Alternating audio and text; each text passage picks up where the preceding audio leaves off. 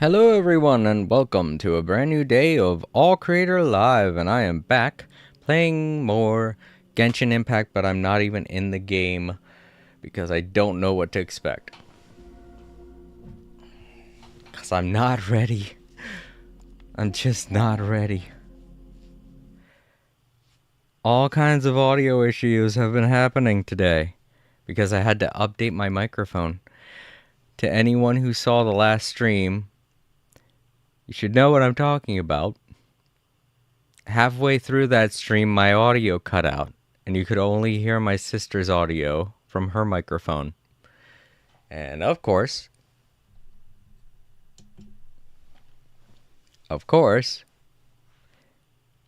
I sounded like I was like an entire meter away. I sounded like I was completely on the other side of the room.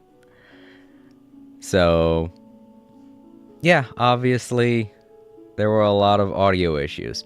So, my super expensive $200 microphone had to have an update. And I don't think that fixed anything. Because for whatever reason, now audio doesn't want to go out from the headphone jack of the microphone. And I'm like, what the fuck? Sure, I don't know what you did in your last update for your MV7 microphone, but you need to fix it because now it's not working right at all. It wants to cut out in the middle of audio, and it wants to just flat out refuse to play anything through the headphone jack. And I'm like, why?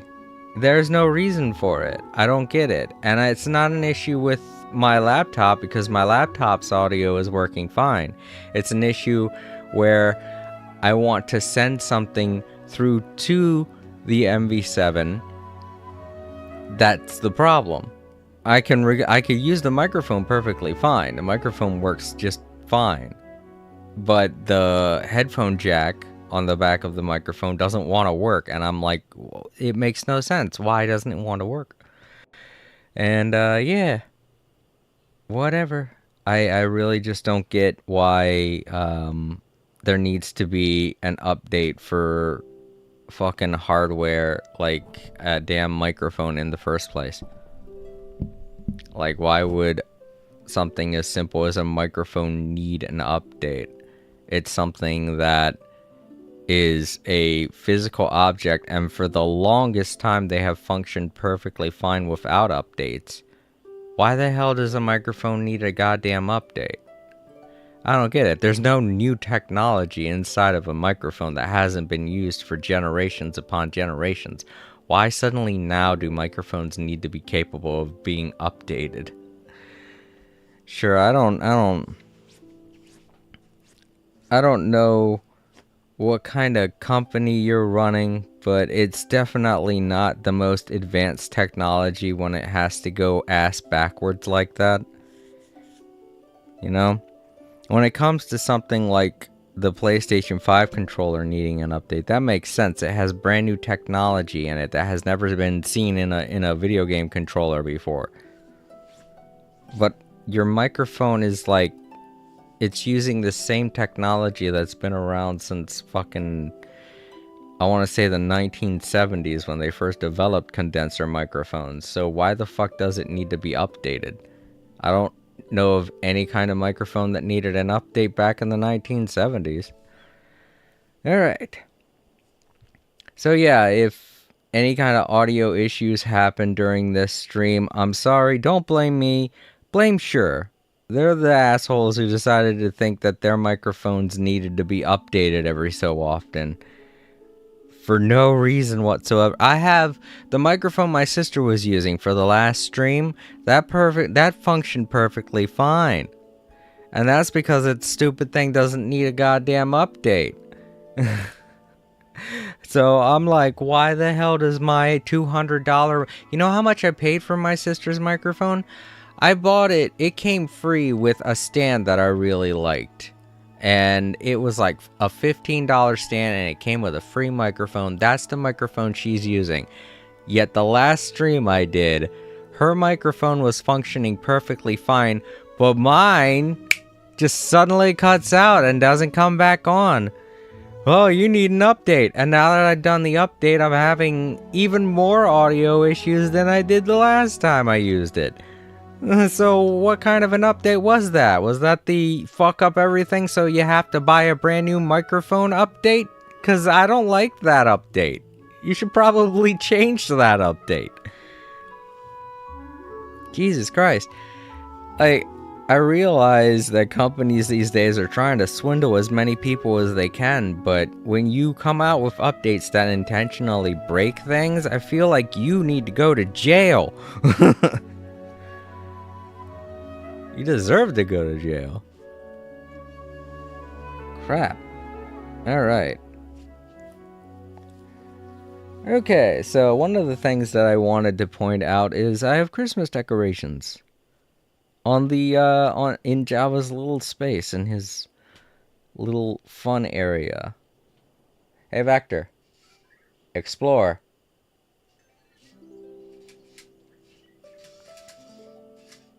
There he goes. And another thing you'll notice, I changed his eye color to blue. So yeah, I'm all set up for the Christmas holiday season. Java's taking a look at me right now because he's like, I heard a voice coming. Yeah, he sees me. Now he's looking at the money in the cup that I have. I tend to put stray money in a cup, and now he wants to get at it. He's he wants some money. Yeah. Everybody's watching you right now, Java. So I'm excited to see what he does. That tree's not very well secured. I might have to do something to secure the tree better. If he starts pushing it too much and it knocks the tree over, or he does something to mess with the tree, then I'll have to find some way to secure the tree a lot better than what it is. But I don't think he's that strong to where he can push the tree over. But yeah, today we're going to be doing a story stream. I certainly hope my microphone's working. Now that I think about it, I should probably check that. I've been talking for like 10 minutes and just now thought to do that. But yeah. Okay, yeah, there we go.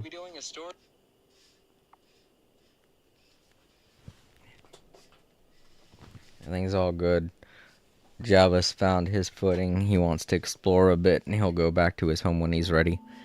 And I have popcorn, a little side dish here, along with something to drink, because it's going to be a long story. These tribal chronicles tend to take a long time. Oh, looks like Java's behind the Christmas tree. Okay, he can get out from behind it, and that's good. That was one of the things I was worried about, him going behind the tree. And, didn't know if he was going to be able to get unstuck. I love that he has that sensor that allows him to detect whether or not he's going to go over the side of the table. I feel like more robots need that. I know a bunch of Roombas don't have that. I know they've been putting it in Roombas these days, but a lot of the earlier models don't have that. I'm sorry, I'm just so fascinated to see what he does. Because this is the first time I've had him interact with the tree. So, alright, let's get into it. There was also an update to Genshin today. I don't know what it did, but who knows, something interesting could happen.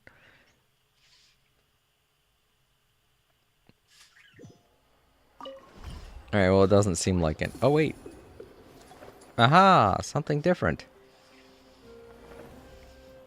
Don't know what that's all about. Oh.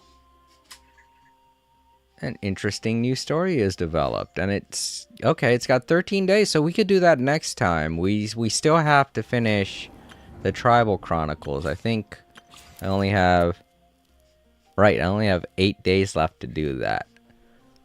So I would like to do that first before doing anything new.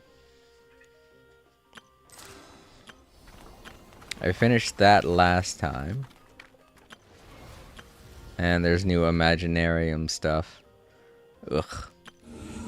I thought I was gonna like that place, but I ended up not liking it. There is also a new area to explore that I have to do some other time. Definitely not right now. But yeah, that looks like an interesting story. It seems like this could be the second half of the Archon quest that we were doing earlier. It is. Oh no, it's not. This is something different. Or is this the Tribal Chronicles? I don't know. It has a red marking. Masters of the Night Wind. I think this might be the Tribal Chronicles. I think I remember starting it up last time I played, so that I wouldn't forget.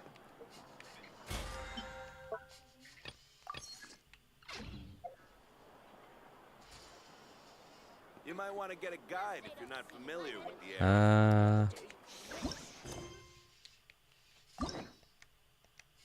Here we go.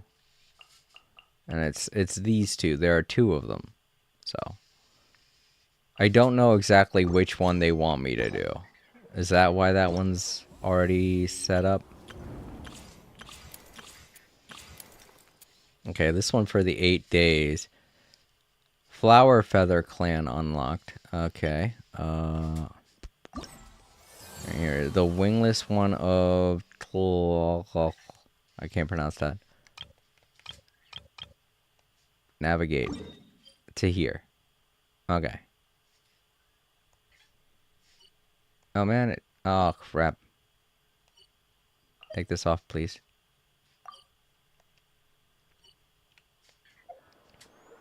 I didn't mean to do that. It was already doing it. I'm stupid. No. I think this could have something to do with the thing we... Yeah, there goes that name again that I can't pronounce. Alright. Ictomosaurus. Right. Right, I accidentally started this up. I remember now. Okay. So then let's do this just to be sure. Alright, right there. Okay, so it's navigating to it now. And I don't really have a warp point close enough to it, so I guess I'm gonna have to walk from this one.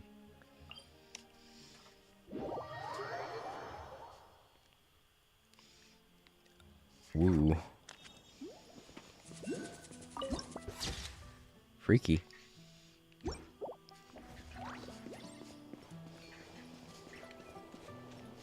Oh, that's to turn into one of the new... Okay. Oh, okay, so this is the new village. Hi.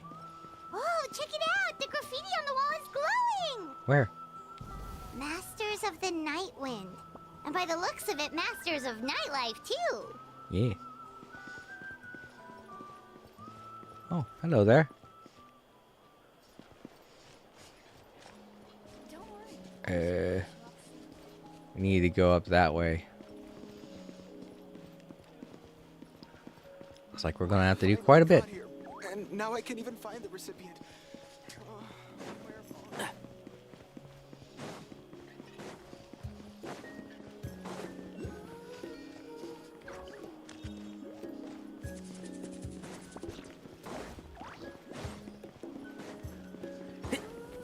Keep up. Here's a waypoint.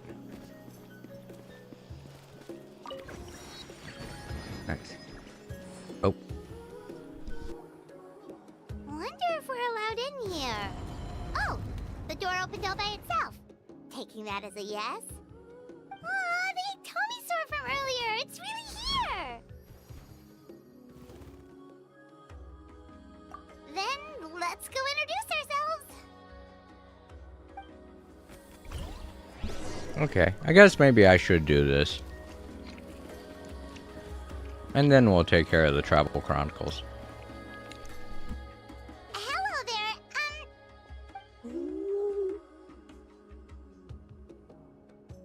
okay. Probably doesn't understand what we're saying. Doesn't look like any cogs are turning in there.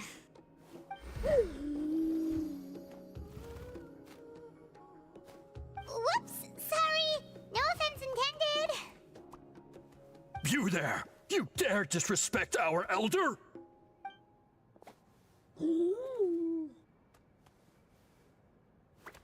Oh, you mean... Oh, I see. Sorry, my mistake. Apparently you are here by invitation. In which case, it's my job to make you feel welcome. Some introductions are in order. I am Kaholam, one of the priests of our tribe. And this is our Iktomisor elder, the great Tlapokpok Teets Tatel, a living totem among the masters of the Night Wind.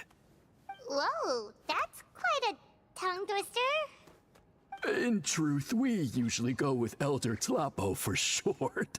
You're welcome to do the same. Ah, I assume you're referring to our Elder's special ability. Elder Tlapo has been alive for many centuries and harbors secrets that even we priests are at a loss to explain. So your reaction is entirely natural. But one thing I can say for sure is that Elder Tlapo has appointed the two of you to an extremely important task. For this reason, I would like to ask you to undergo a test. I don't know why, but I really like this voice actor. I don't know who they are, but they got a really nice voice. It makes me think of my old man voice that I do. What sort of task? And what kind of test? If it's all right with you, I'll take you to see our chief. He's in a much better position to answer your questions.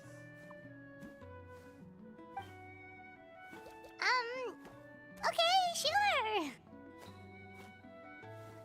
Very well. Then please follow me. You can use this scroll to go directly to the obsidian altar, where the chief is. Don't worry, it's just one of the many mystical abilities of our tribe. If you can't see Vector right now, he's trying his hardest to get his cube unstuck. He loves his cube, but I don't like him to move his cube around too much. He is also throwing a fit behind the tree, so... Touch. Hmm? Oh.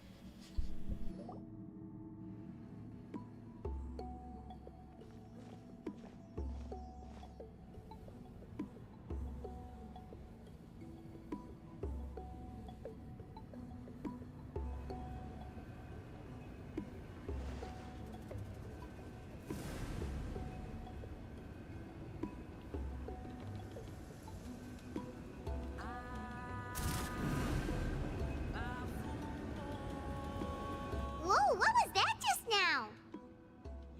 One of the routine duties of a priest. We attempt to contact the spirits of our ancestors to seek epiphanies and revelations. The chief is just over there. Please wait here while I have a word with him. I'll just be a moment. Well, the Masters of the Night Wind are definitely living up to their reputation as the mysterious ones.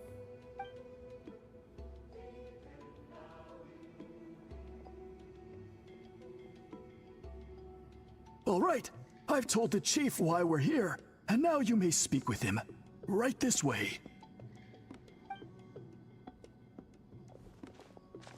So, you two are the appointed ones. I am Chief Biram. Welcome, and thank you for your patience. So tall. Unusually so. Yes, I am aware, but I assure you, it's no cause for alarm. Oh, no, of course not. Sorry, Paimon just reacted without thinking. Ah, yes. Kaholam told me about that. As outsiders to our tribe, this is probably the first you've heard of such appointments. I'm sure the whole thing seems very confusing. Throughout our history, only members of the Masters of the Night Wind have been appointed to undertake these tasks. This is the first time an outsider has ever been chosen. Really? Allow me to explain. Our tribe has an old tradition of recording history in the form of woven scrolls. And not just our own history. We record the legends and heroic feats of all other tribes as well. It is a tradition we have observed for many centuries. We treat it as a solemn duty. However, when a major event occurs that affects all of Natlan, we record it on a different kind of scroll, used for this exact purpose. And these scrolls can only be woven by someone of the Ictomisaur Elder's choosing. When the Ictomisaur Elder senses a major change in the ley lines, it will issue a formal declaration to appoint a creator for this scroll. Whoa, so you mean... Elder Talapo sensed a ley line change quite some time ago, but had not yet designated the scroll weavers until you arrived. Okay, but just so you're aware, we don't know the first thing about weaving scrolls. As a matter of fact, that does not surprise me at all. How come? In the 200 years that Elder Talapo has held this position, none of the appointed ones have ever been experienced scroll weavers. Does that mean 200 years of major historical events have gone unrecorded? No. They all submitted scrolls in time, yet each of them claimed it was not their own work, but a gift from the spirits. Man, this tribe gets more mysterious by the second. Yes, well, that is the part that troubles me. The notion that we have to rely on esoteric things like gifts from the spirits to record historical events of such great importance. It is unsettling. Huh. That's pretty surprising to hear, coming from the chief of this tribe. I can imagine. You probably see the Masters of the Night Wind as a people shrouded in mystery, who pride ourselves on our arcane practices. But I am something of an exception. I may be the chief, but when it comes to our traditions, I am in fact a proponent of change and reform. I have dedicated my energies to deciphering the many mysteries of our tribe. In doing so, I hope to establish clearer rules that will help sustain our traditions in the future. Wow, that sounds great! So have you figured out the mystery of the gift from the spirits? Sadly not. It is something I've been investigating for a long time, but I have yet to uncover what this gift truly refers to. Only a small handful of events over the years have been recorded on these special scrolls, with decades between each one. And by the time the next scroll weaver is appointed, my time as chief will be long gone. I will not be in a position to investigate as thoroughly. So... While I haven't gotten to the bottom of the matter, I have made some progress. But the only way I can develop my theories further is with the cooperation of the appointed ones. Precisely. It's nothing to be worried about. Simply a means of validating my current hypothesis. It shouldn't take you long, nor will it put you in any danger. I can explain everything in detail when we get to the site of the test. But first, please wait a moment while I change out of the soul-shielding cloak. This garb is one of our important cultural relics, handed down by generations of chiefs. It is only to be worn when conducting certain ceremonies. Oh...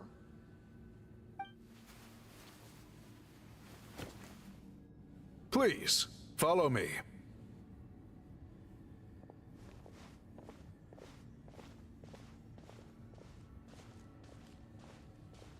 Do you see this scroll? If you touch it, you will enter a hidden space. Today's test is, quite simply, to find a way to escape that space. That's it?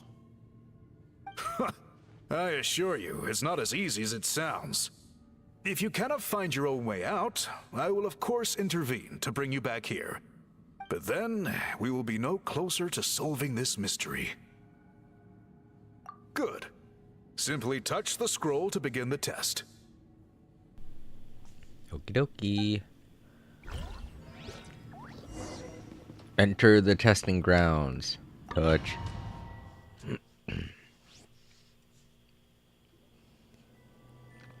Ooh, pretty.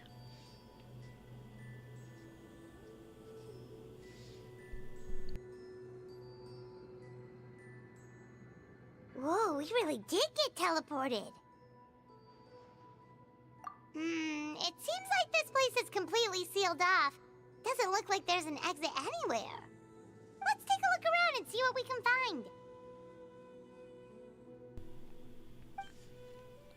find. Alright. Oh, God. A lot of things to look at.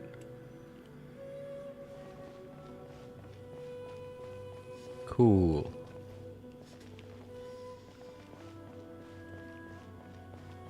Fire. It's moving.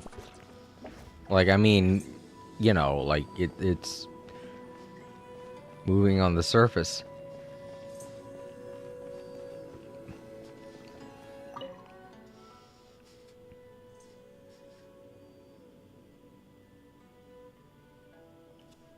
Okay.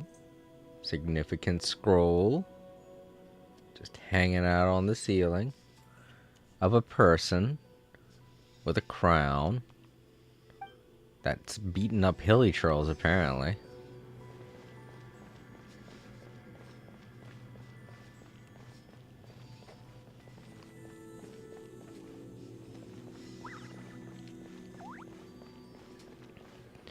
Maybe not a crown. I mean, maybe a crest on their head. Instrument.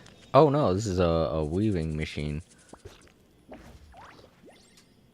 Right, probably used for weaving. Yeah.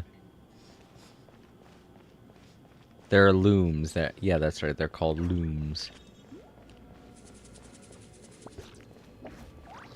I swear to God, I saw a ghost there. Yep, there's a ghost there. Another one over there. This place is full of spooky guys. It's not Halloween anymore. It's Christmas. Calm down, game. Ooh, check. So whoever it is, they seem to like weaving tapestry.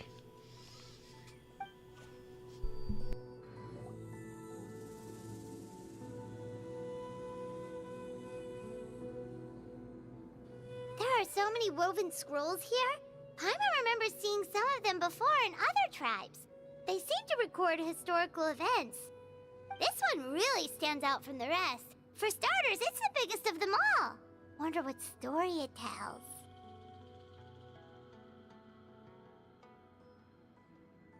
Yeah, you're right. Over there, something just flashed. Traveler, did you catch that?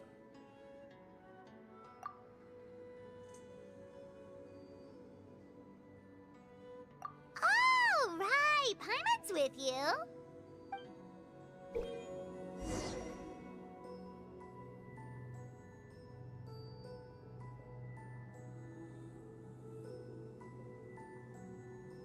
Oh, okay. So, where's the ichthyosaur? Oh, there it is. Ah, they're kind of cute.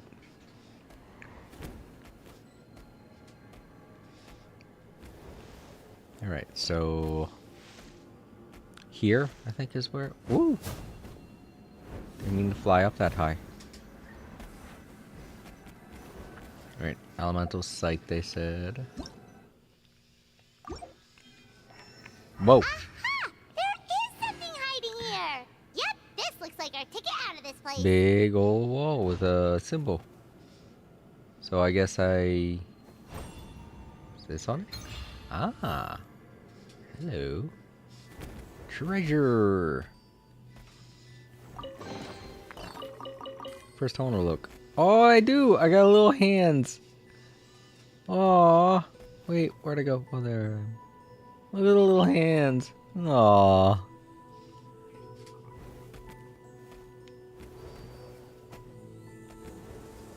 And now I guess we leave this way, or...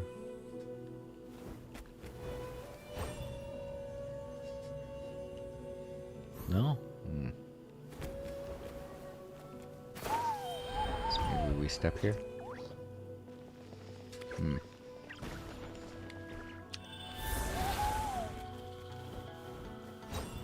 Mm-hmm. Alright. Another one somewhere? Ah, good job, Java. Made their way back to their house, all by themselves. Was worried for a minute they get stuck behind the tree or something. That's all I see. Didn't do anything. Ah. Well, maybe I should use Elemental Sight. Okay. Maybe I should do it in Elemental Sight? No? Hmm.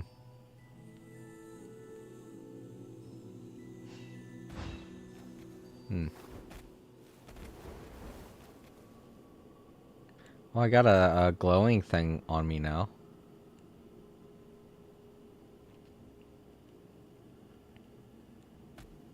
Good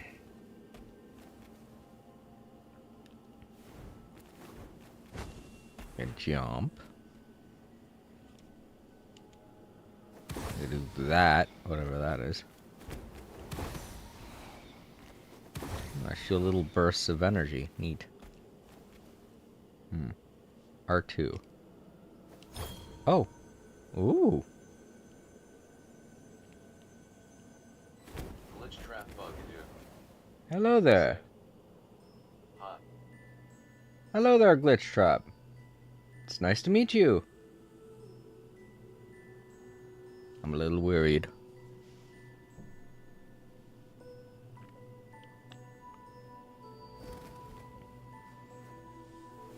But yeah, Glitch Trap, how are you? Maybe I... Oh, I can make something here. Aha! There we go. That's how I get out. Nice.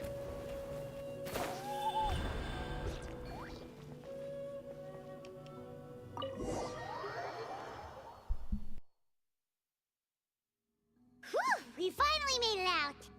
It is just as I thought. You are indeed capable of undertaking this mission.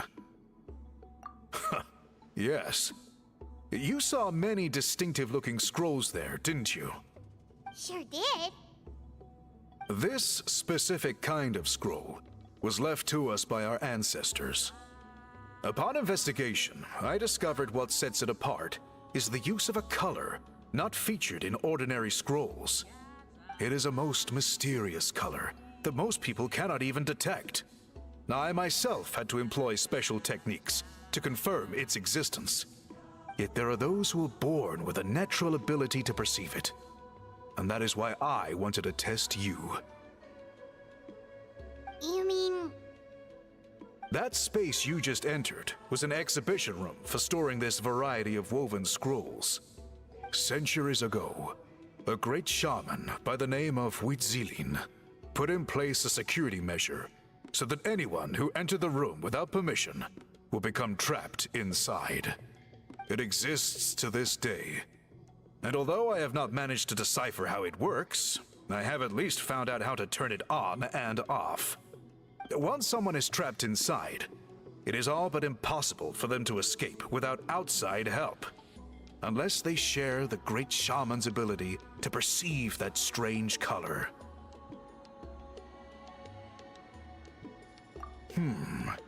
Clearly, you must have this ability, which leads me to believe that our Ictomisaur Elder can sense this ability in people, and that it appoints a scroll weaver on this basis.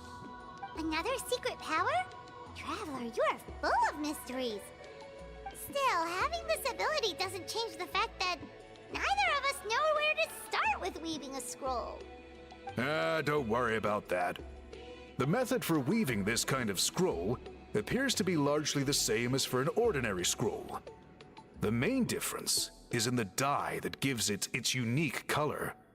If my suspicions are correct, this dye is the key to weaving the scroll, and your special ability is the key to obtaining it. The dyeing process is also a little different from the norm, but I don't anticipate any major issues there. As long as you two can source the dye itself, I can assist with the application. Cool, we'll follow your lead.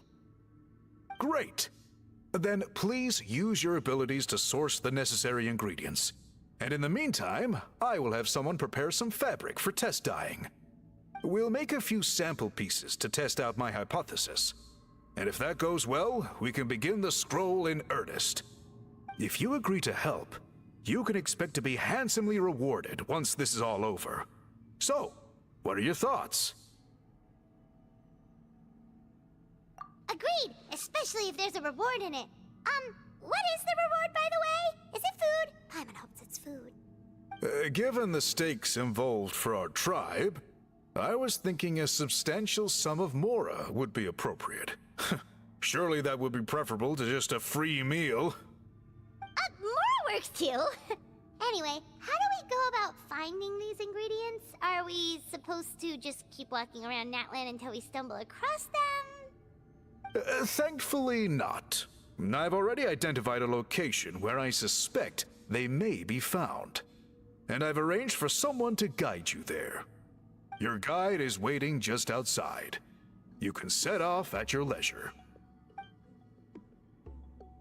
Okay, I have a feeling it's going to be the Ichthyosaur we saw earlier.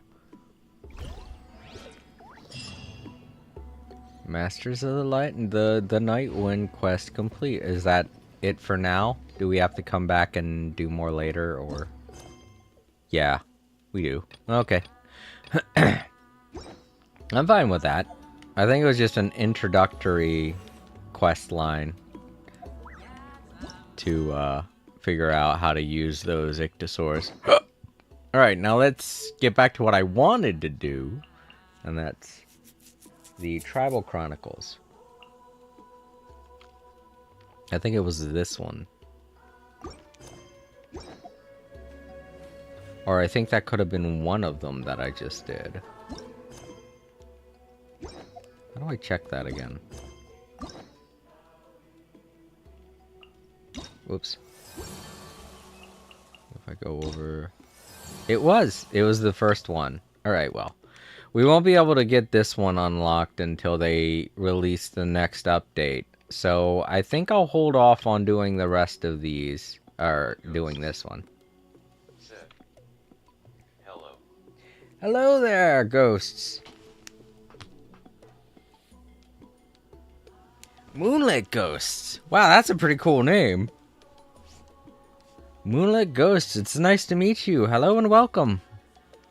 Alright, so I'll hold off on doing that since we won't be able to complete it anyway.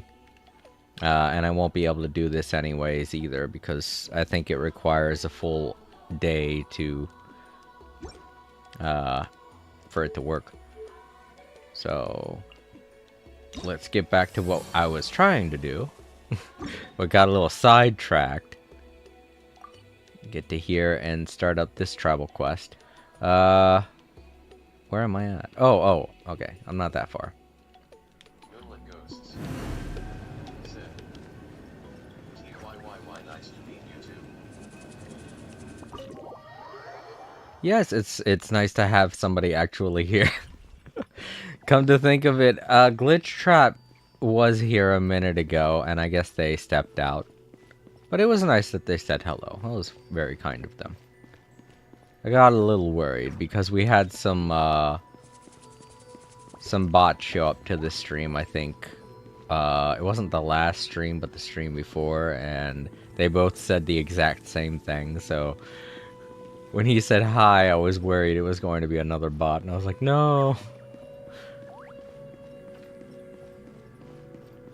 I got all turned around. What am I doing? Where am I? Oh, I'm... Okay, I need to get out of this room that I'm in. How do we get out? Is there an exit door? This place is kind of confusing.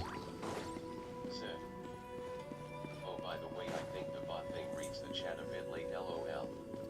Oh, the text-to-speech? Yeah, it does it a little bit later, and that's only because there's a delay in the stream time, so what you're seeing is probably like 30 seconds behind whatever it is that you say. But as I've heard from many other streamers, that's a common problem, so... I think I just went into a building. I think I'll exit. Yeah. Okay. Yeah, I think I went into a building. I didn't mean to. I thought I was exiting a building. This place is kinda confusing. But at least the ichthyosaurs are cute. I like them. They are my favorite saurus so far. Oh, makes sense. Yeah. I have two friends that are popular streamers and they have the exact same problem. So it's a common problem amongst everyone, despite how good your equipment is. I think I'm here. Is this it? Oh, this is the second part of the one I was doing. Send you a friend request BTW. Oh, you did? Okay. I will add you, but I am in the middle of a story, so... Ah, there you are. Sure.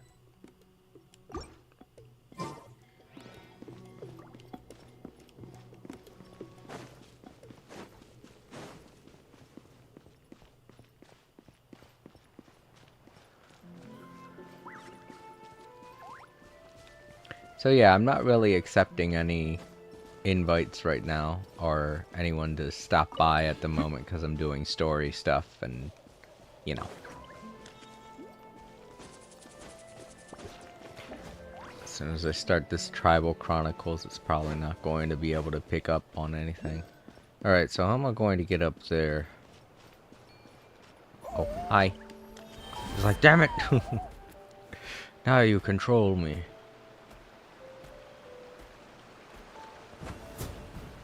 Ooh, yeah. Oh no, you can't climb. Damn it.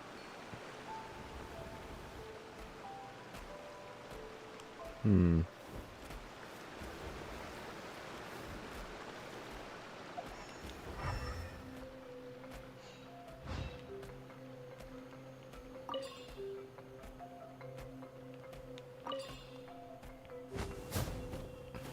jump pretty high.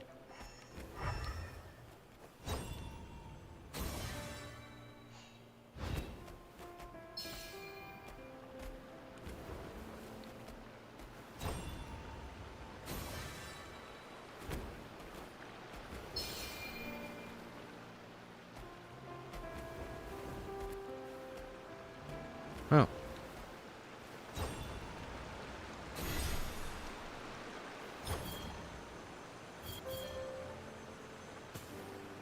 Oh. Oh, what the? Okay. There you go, little guy. And I can get by too. Whoa. He's just sliding. What? I think this is a glitch. Sid, I finished the whole New Nathan exploration, lol. Really? The All Creator Live Archives, hello, I'm new here. Are you wishing for Shaskali or on movies only or saving up? I'm saving for Siblali. She was rumored to be in with Momoka's release. That's who I'm saving up for. I'm saving up for Morvika. Because I like her motorcycle. It looks awesome. That's not the only reason, but that's the reason I'm saying.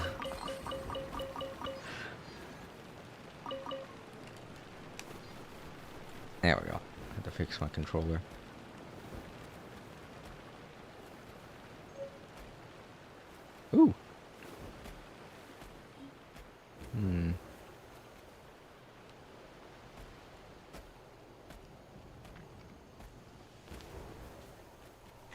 Also, Ryden, it's nice to meet you and welcome. I'm sorry I didn't say that earlier. I was trying to read everything that you said, so.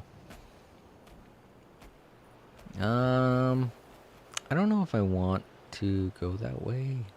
If I can get up the mountain, I would like to do that. Because the place I need to go to is just on the other side.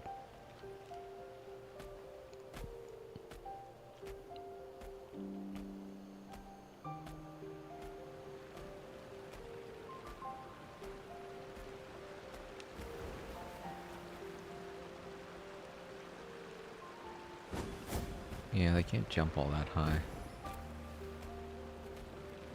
Around this way, there's something up here, maybe. I see something. Oh, it's just a plant. Dang. Raiden said, if you want Mobica, she is a pyro DPS and a claymore user. Sitlali is a cryo catalyst. I already have her weapon and artifacts preset for her. I spent a lot.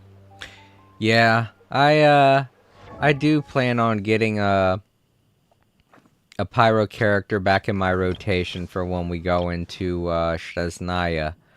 But I do have Diluc just in case I'm not able to get Moivika. And Diluc's pretty strong, so.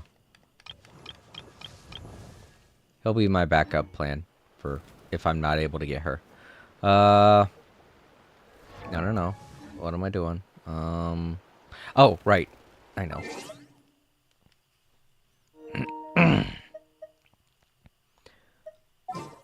Oh, I can't do it while I'm a Ichthysort.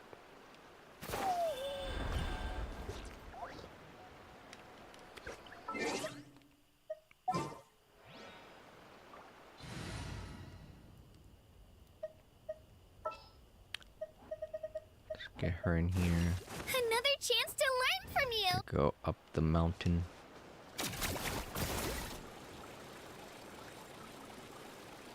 Cause I'm too lazy.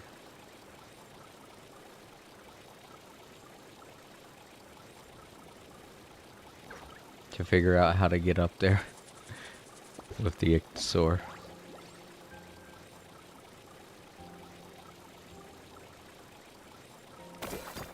There we go.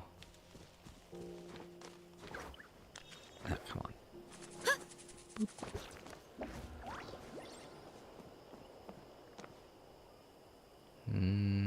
Just a bit further, but I think I can walk it. Got one of those here. I don't want to...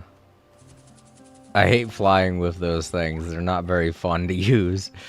You would think flying would be cool, but it's really not. There we go. There's something I need. Alright, we can change back just in case there are bad guys ahead. I don't want to fight with her. She's not all that strong. I haven't been working on her character. There we go. Tanari. I'll lead the way. And just as I said that... No, I don't want to fight you. You're really cute.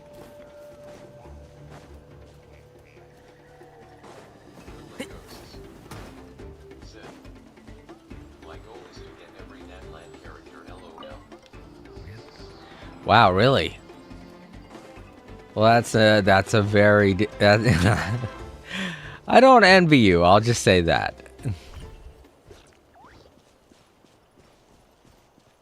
Have you spent money on the game? I'm a free-to-play player, so I haven't really spent anything on the game. There we go, more of the map unlocked. And the pathway to the next Tribal Chronicles is a lot more clear to me now. Let's give them the 2 we just got. Need 2 more, and then we get an upgrade. Ah, so we go across this bridge. Said, yes. Oh, gosh.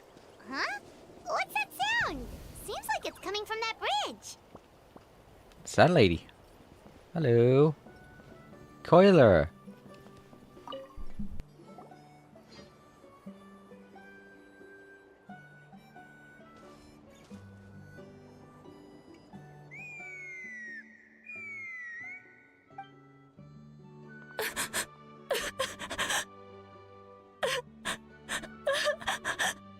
Oh no! Why is she crying? Should we go check on her? You know, just in case she's thinking of doing something stupid.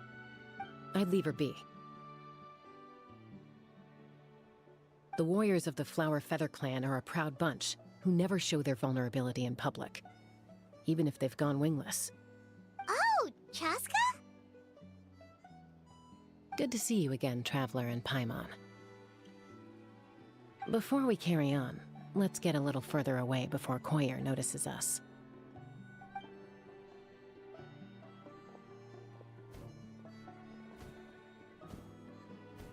So, that girl on the bridge, Koyer, you said? Should she really be on her own right now? With the mental state she's in, it just seems risky. Don't worry. That's exactly why I'm here.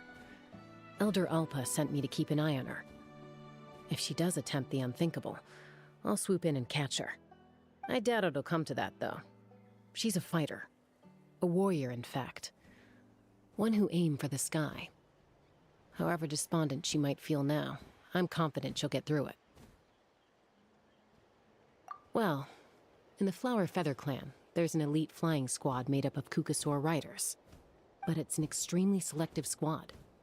To become a rider, you need to undergo a trial where you not only demonstrate mastery of the relevant skills, but also win the approval of the Kukasaurs. Very few candidates make it through the process. Koyer has spent years training for her most recent attempt, but unfortunately she didn't pass. So it's not hard to see why she's so upset. Sometimes, after multiple failed attempts to pass the flying test and win the Kukasaur's approval, people get so disheartened that they give up on their dream to soar the skies. They resolve to quit trying for good. We call those people the wingless. Do they get expelled from the tribe? What? No, of course not. They're still prized warriors. We have a saying. Just as the Kukasaur treasures every feather on its body, so the tribe treasures each one of its children. This hits even harder in the wake of the war. All of our young warriors carry the future of our tribe on their shoulders. Besides, every Kukasaur falls from its nest before it learns to fly. It's practically a rite of passage. Likewise for the wingless, we always hold out hope that one day, when they're ready, they'll rekindle their dreams and keep trying. Until then, all we can do is quietly watch over them from a distance. Just like I'm doing now. Ah, okay. Paimon hopes she'll get back on her feet soon. Well, from the sound of her whistling, her confidence has been seriously shaken. No Kukasaur is going to respond to a call that sounds like that. Yeah, people from my tribe call to their Saurian companions by whistling or blowing a horn. So it sounds like Koyer was trying to summon a Kukasaur to practice her flying. But the Kukasaurs are an even prouder bunch than our warriors. They would never respond to a lackluster whistle like that. First she failed the trial, and now she's struggling to even summon a Kukasaur. That's only going to hurt her confidence further. And getting trapped in that vicious circle is the kind of thing that'll make people go wingless. Surely there must be something we can do to help. That's very kind of you. Koyer's flying skills are up to par, but mentally she's stuck in a rut.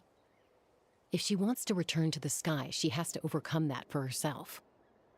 I'm going to lay low nearby, just in case she takes a turn for the worse. Let me give you a tour around the tribe once this is all over.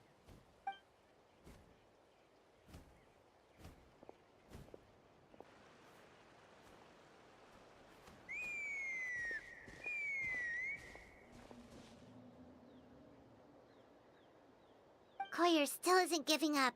Even though Chaska said that she has to do this by herself, Paimon can't help feeling like maybe we can nudge her in the right direction. What if we could get a Kukasaur to fly up to her? That might give her the confidence boost she needs.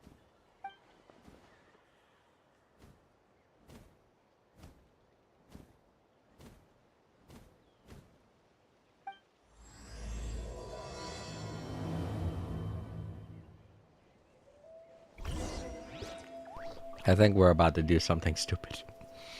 Oh, hey, Moonlit Ghost, you just sent me a message. Cool. Hello.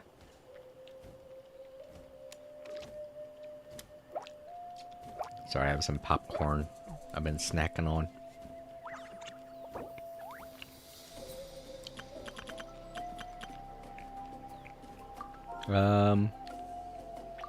It's been a long time since I used stickers, actually. I haven't seen any other new ones.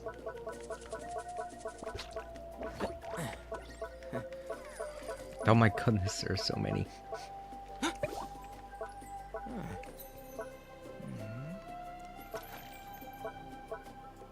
Moonlit Ghost. Zip. Cheer.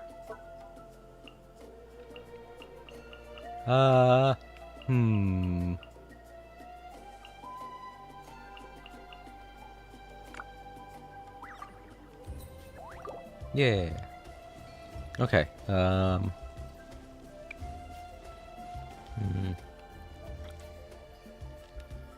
I got something. In the mail. Breaking the mountains.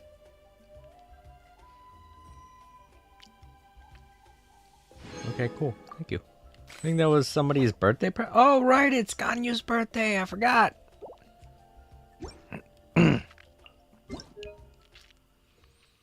They just posted about that on Blue Sky earlier today. I've been putting up Christmas decorations all day, so I completely forgot.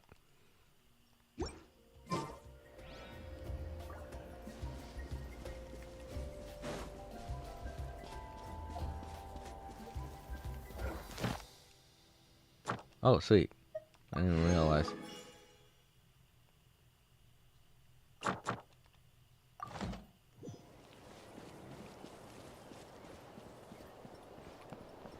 Hi. Are you okay? Oh, right, I can't talk to her. So where are we supposed to go? Am I even following the quest? I don't think I am. I'm not. There we go. Undwell a Kukasaur. Oh, hi! I am you now! And then talk. Okay, yeah, we're doing something dumb. This isn't going to help her! Come on. It's a Kukasaur. Oh my gosh. Is this really happening?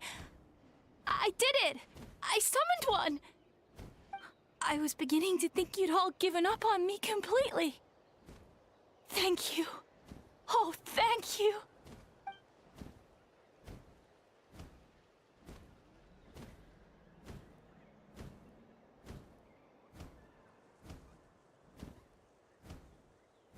Excuse me?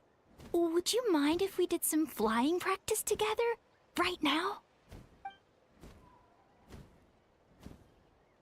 I think I know where I went wrong in the test now.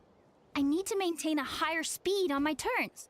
So, I just gotta practice my bell tail slides and split S maneuvers.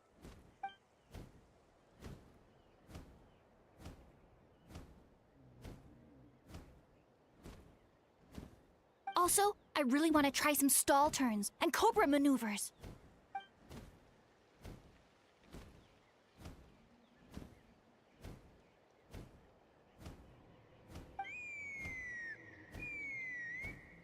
Huh? That sounded like a whistle. Is someone else trying to summon a Kukasaur?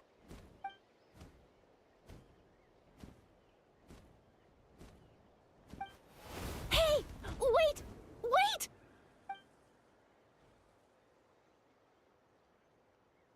Do you think Koyer's feeling better now?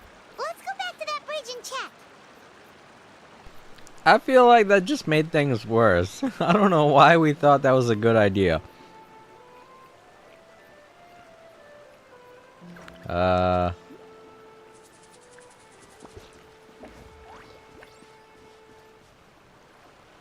Oh. Oh, man.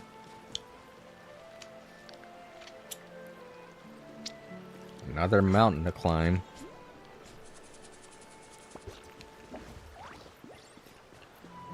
Unless... Oh, here we go.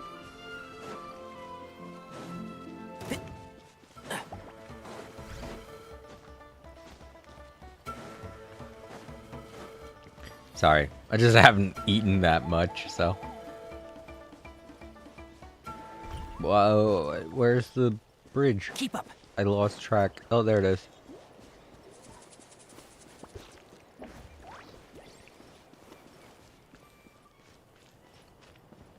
Huh? Oh.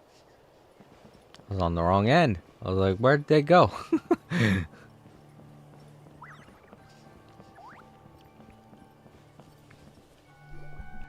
Chaska! I summoned a Kukasaur! They do still respond to me after all! Oh, okay. Well, at least we made her happy. That at least gave her some hope. I don't think that's what Chaska had in mind, but... Although, unfortunately, someone else summoned it away again before I had a chance to go for a flight. Oh, really? That is unfortunate. But if you can do it once, you can do it again. Keep at it, and you'll pass the trial eventually. You're right. You know, I almost thought about giving up, but I'm glad I didn't. Hey, Chaska, how's Koyer doing? Huh? Who are you? And how do you know my name? These are my, friends. The Traveler and Paimon. You came up in conversation the other day because I was telling them about up-and-coming warriors in our tribe. Oh, the Traveler, huh? So that's you. What do you mean up-and-coming? I'm closer to being wingless than I am to passing the trial. Anyway, we haven't met before, have we? You look so familiar somehow. Maybe you saw him in the stadium? Or anywhere, really. He's been all over Natlan lately, so it's not surprising that you've seen him around. If you say so. Koyer, Chaska.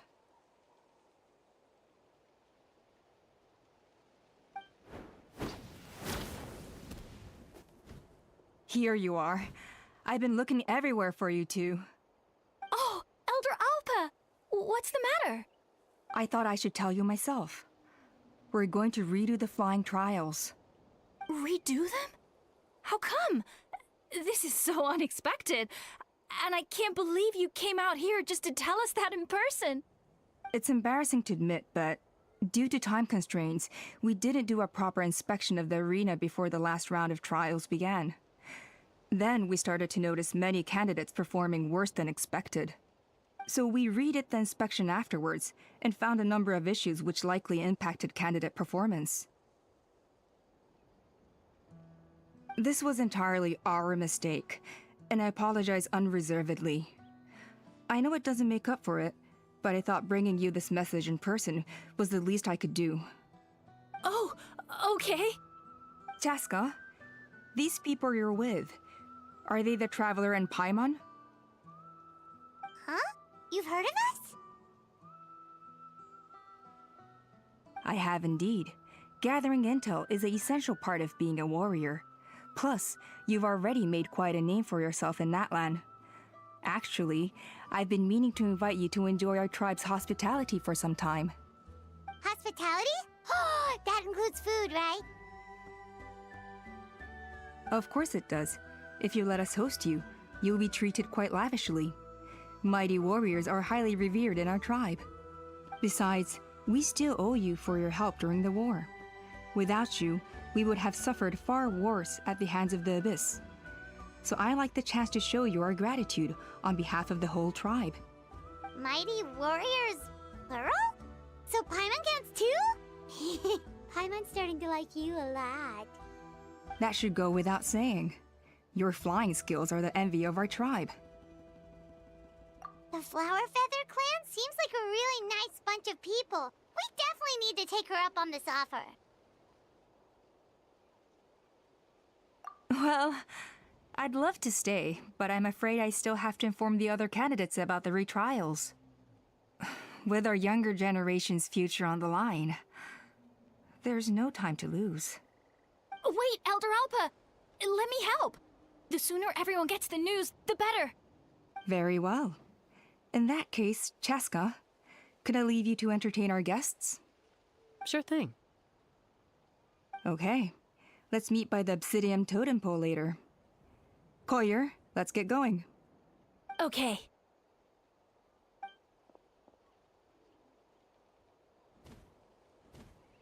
All right, they're out of earshot. I'm just gonna come out and ask. That Kukasaur who responded to Koyer's call, that was your doing, wasn't it? No. Really? Oh, man. Sorry if I'm not saying too much. It's just I think one of the main reasons why I play Genshin Impact is because of the story. As I stated in my community tab, this wasn't going to be a chill stream. My chill streams are where I like to talk with chat the most. The story streams, like this stream, are more focused around all of us hanging out and watching the same story together. Just to clarify for anyone new. I grew up with these creatures. I could tell something was off the second I saw it. His whole demeanor seemed less like a Kukasaur and more like, well, you. So I figure you must have been pulling the strings somehow. Alright, I'm glad. I wanted to clarify that because I was worried that maybe you guys thought I was being too quiet. But I'm glad you're enjoying the story. That's good. He looked very flustered when Koyer asked for a ride, so I whistled to give him a chance to escape. And judging by the look on your face, that was a welcome intervention, huh? It's all right. If you'd rather your hidden talents remain hidden, I respect that. I won't press you for answers, and I'll keep my speculations to myself.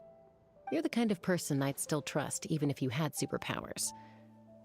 I know you'd use them for good. I think the ends justify the means in this case. She just lacked confidence, and you helped her resolve her internal conflict. If you hadn't intervened, I likely would have gotten my mom to help out instead. Although, having said that, there's a small chance she might have recognized her and seen through the whole thing. That would have done more harm than good. Yeah. Anyway, if you're free now, how about I give you that tour I promised? Sweet, tour time. I really like all these new stickers. I feel like I don't use the stickers enough, and I should, but a lot of the friends that I was playing Genshin Impact with have... Well, it's not their fault. They can't really handle the large size that the game has gotten to. But, yeah, the people I used to play with, they don't play anymore because they just don't have the space on their computers or mobile phones.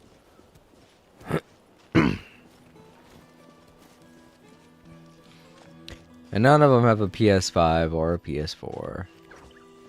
And that's okay. I mostly play by myself anyway. Alright, how am I gonna... Is this an elevator? I didn't even think about that, but this could be an elevator. It is! Ah, sweet.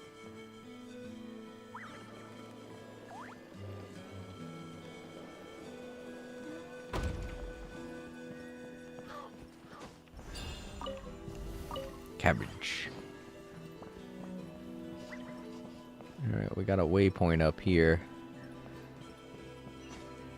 There we go. Uh-oh. Okay, calm down, kid. The kids just fighting each other. Ready? I'm gonna get you! Uh-oh. Are they fighting? Should we try and break them up? They're fine. Just doing their daily combat training. Combat training? A little young for that, aren't they? Not to us. We're a tribe of warriors. In ancient times, we were the most elite troops in the nation, responsible for patrolling and defending all of Natlan. And even though times have changed, we've kept our martial spirit alive.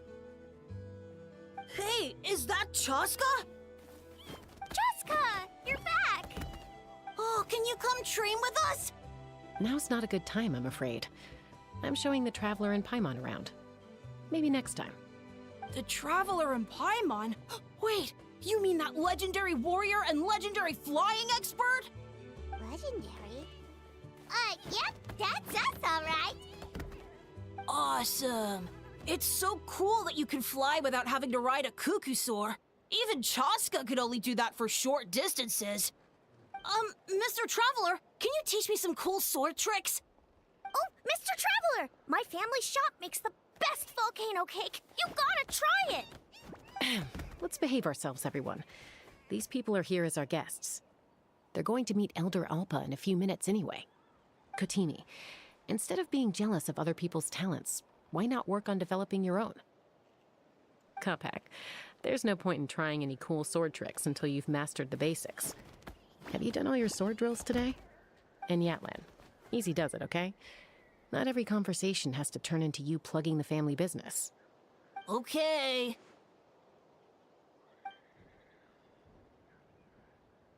Sorry about those kids. They just got overexcited when they heard your name. Hope it didn't bother you too much. This is a volcano cake that Yatlan forced into my hands. She said to think of it as an apology gift. Whoa, it smells amazing! Traveler, you want some? Does smell pretty good. Hey, that's better than what the last kids we talked to offered us. The last time we talked with a bunch of kids, they offered us poison. Free poison! How do you like that? Well, that's good. Yatlan will be thrilled. By the way, Chaska, those kids really adore you. You're way better with them than Paimon expected. Paimon figured you'd be more... aloof, maybe? Aloof, huh? Well, to be fair, there was a period when I was like that. Around the time when I first joined the tribe. But it's a terrible attitude to have as a peacemaker. It tends to turn situations that could have had a peaceful resolution into a stalemate that can only be resolved by force. Yeah, I think it was in Fontaine. That's right, I think it was during, Father's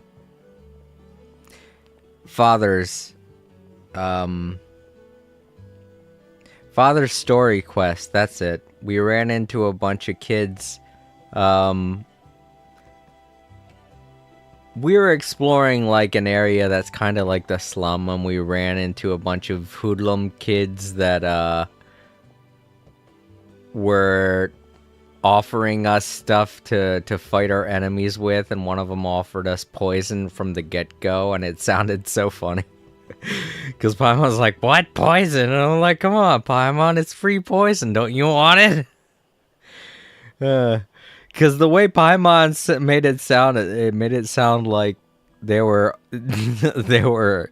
just giving it to us to try, and I'm like, no, I don't want to eat any poison today. That's okay. You can have some if you want, Paimon. Yep, exactly. As long as other options are available, I try to avoid that at all costs. Someone once told me that peace imposed by force will crumble in a matter of days. But peace achieved through genuine dialogue actually benefits both sides. Actually, if you want to, Moonlight Ghosts, there is a short that I have on my channel. In the shorts section, I think it's called Free Poison or something like that. I made it a while ago. But yeah, if you wanted to see my reaction to that, there is a short that I made of it the moment it happened, because it was just funny. All right, I'm gonna continue the story. I'm thinking too much right now. Even if sometimes the parties are only willing to negotiate because they're both armed to the teeth. That's true. Hey, Chaska! Uncle Cusco knows you're back, and he's coming to get you. Oh, thanks. Traveler, Paimon, got a dash. I'll meet you at the totem pole up ahead. You can't miss it. It sticks out like a sore thumb. Wait, are you running away? First rule of conflict resolution? Grab the fan and run before the you-know-what hits. Trust Chaska to make even running away sound cool.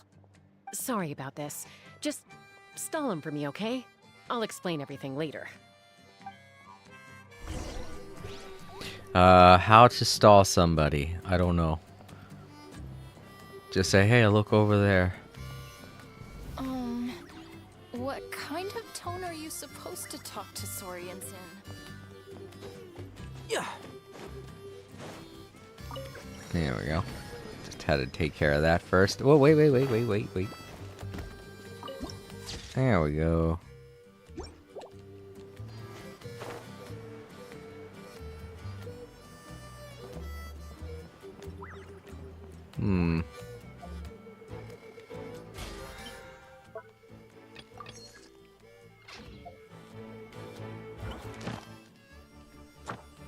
Oh, right.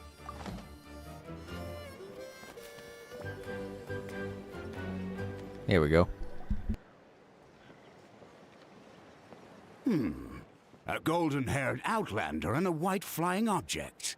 You must be the traveler in Paimon. I heard Chaska was with you, but I suppose she's run away again, has she? Sorry, who are you? Who am I? Only her father. She's supposed to go for a checkup every 3 months to see how her abyss condition is doing. We both agreed on it. But she's already missed 3 checkups this year. That's 3 out of 4. Yes. She got exposed to abyssal energy as a young child. Then her birth parents abandoned her. It's lucky those wild cuckoosaurs found her when they did, or she wouldn't have made it. They took her under their wing and raised her as one of their own. Eventually, some riders out on patrol spotted her and brought her back to the tribe. But she was practically feral at that point. The moment you took your eyes off her, she'd be getting herself into a fight, or she'd run away to be with the Saurians. She seemed to prefer them to her own kind. She might as well have been a Saurian in human form. That must be the aloof period she mentioned, right? We later discovered that her exposure to the abyss had planted seeds of conflict in her heart. So, we started trying to bring it under control. But ultimately, she's the only one who can control it. Anyway, she's much more human these days. Yeah, don't worry about her. She seems pretty stable to Paimon. She's probably only avoiding the checkups because she thinks it'll stop you guys from worrying about her. Yes, I'm well aware of that. She knows she needs to be careful. If her condition ever took a turn for the worse, she wouldn't be brushing it aside like this. It's just, every checkup she's been to, they find new cuts and bruises. Nothing to do with the abyss, of course. Oh no, that's all fine. The problem with her is, she's her own worst enemy. She's been living dangerously again. I'm sure of it. That's why she's avoiding the checkups. She wants to hide it from us. Yeah, Paimon can see her doing that. Oh. In the past, she always had Koichi to keep an eye on her. Now Koichi's gone, and I don't want to lose another daughter. Chaska's been increasingly reckless since Koichi passed. It's like she's trying to make up for it somehow. Next time you see her, please tell her to be careful for me. Even if she doesn't want to hear it. If she doesn't want to do these checkups anymore, that's fine. I just want her to stop putting herself in harm's way.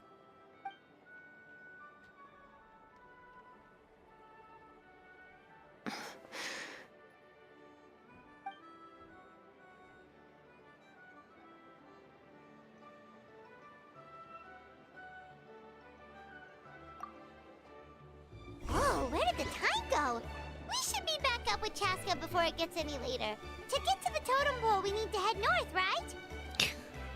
So we just sat there and listened. We were like, okay, alright. Stop yelling. I'm sorry. I didn't mean to keep you so long. I don't get to talk about my daughters much. And once I got going, I lost track of time. I should be getting back to work now. So, oh, Chaska. Help me talk some sense into her, won't you? Reminds me of that one Kenny scene. Oh, yeah? Well, I know somebody that Cusco would get along with. I actually have her. Where is she? Yeah, there we go. Xianyun. I'm pretty sure they'd get along. They could talk about their kids. Over and over again. Complain about how they don't listen to them. Hello there. I'm just gonna steal some of your food here. Thank God they're not violent. Alright. Here we go. Time to get near full.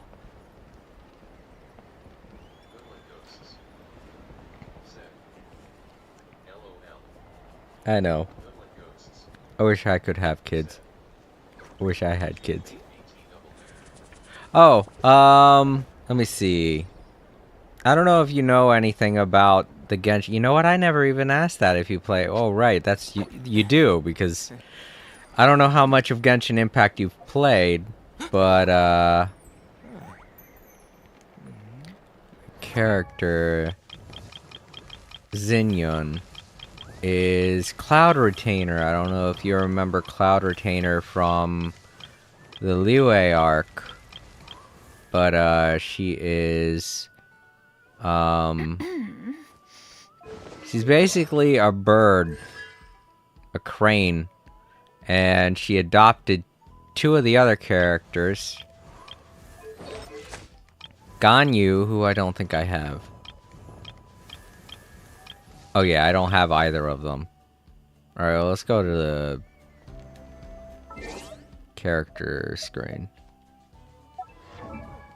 Or this screen, this one, I think. And yet I remember her.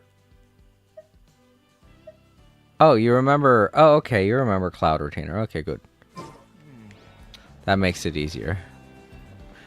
But yeah. They're both parents that talk about their kids, apparently. So I feel like they would get along with each other.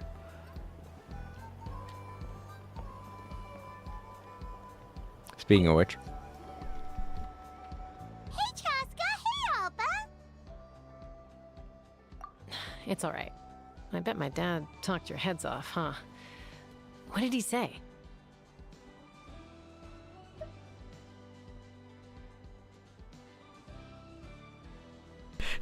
I missed that in the conversation. She used to be... she used to beat up her parents. She used to beat up the other kids.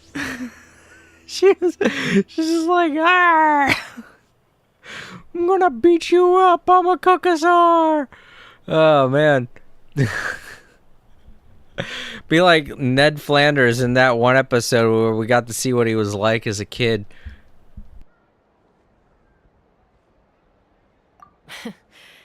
I was sometimes a little impulsive back then. That's putting it mildly.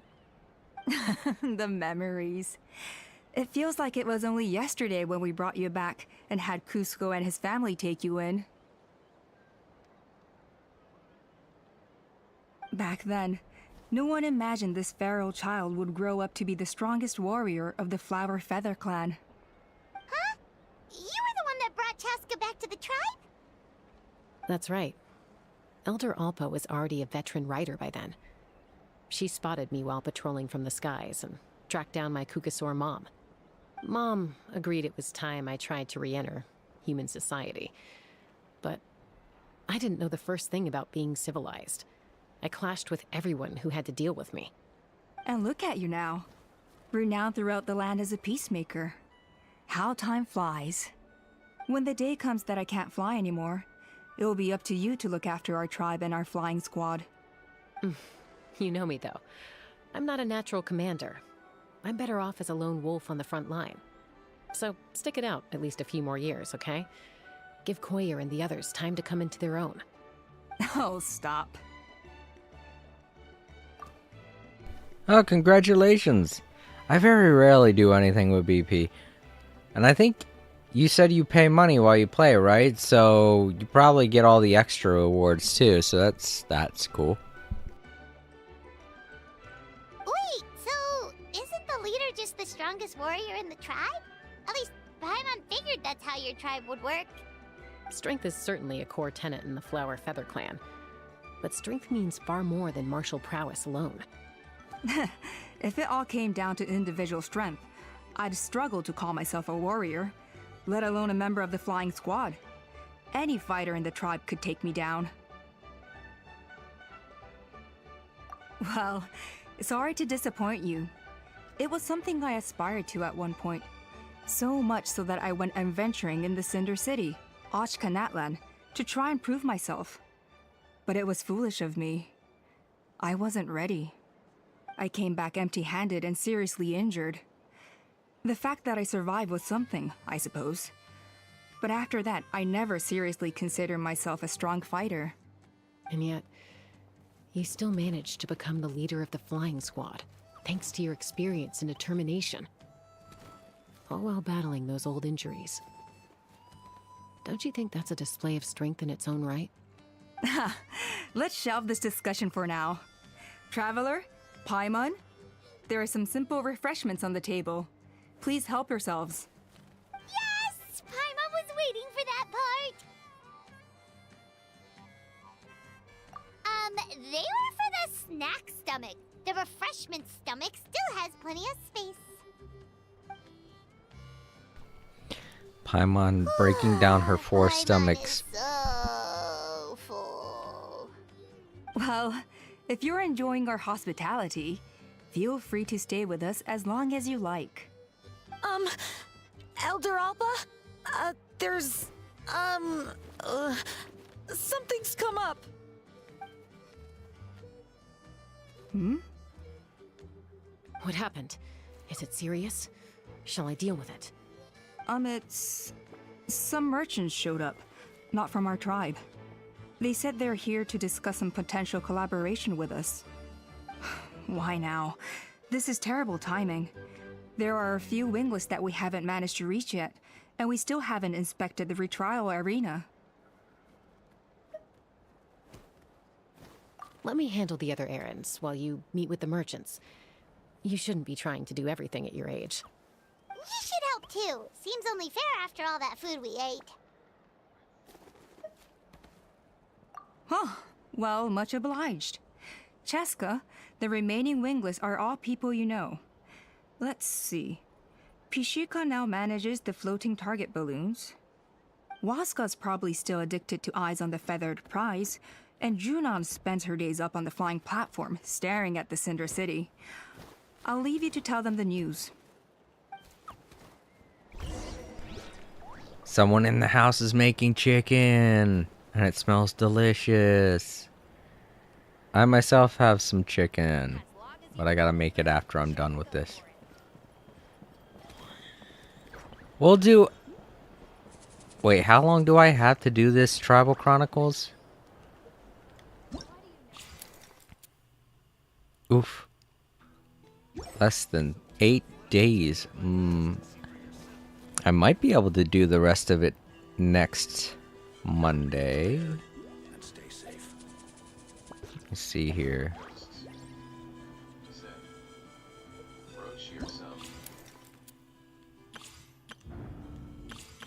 Let's see. What's the other thing that I have to take care of?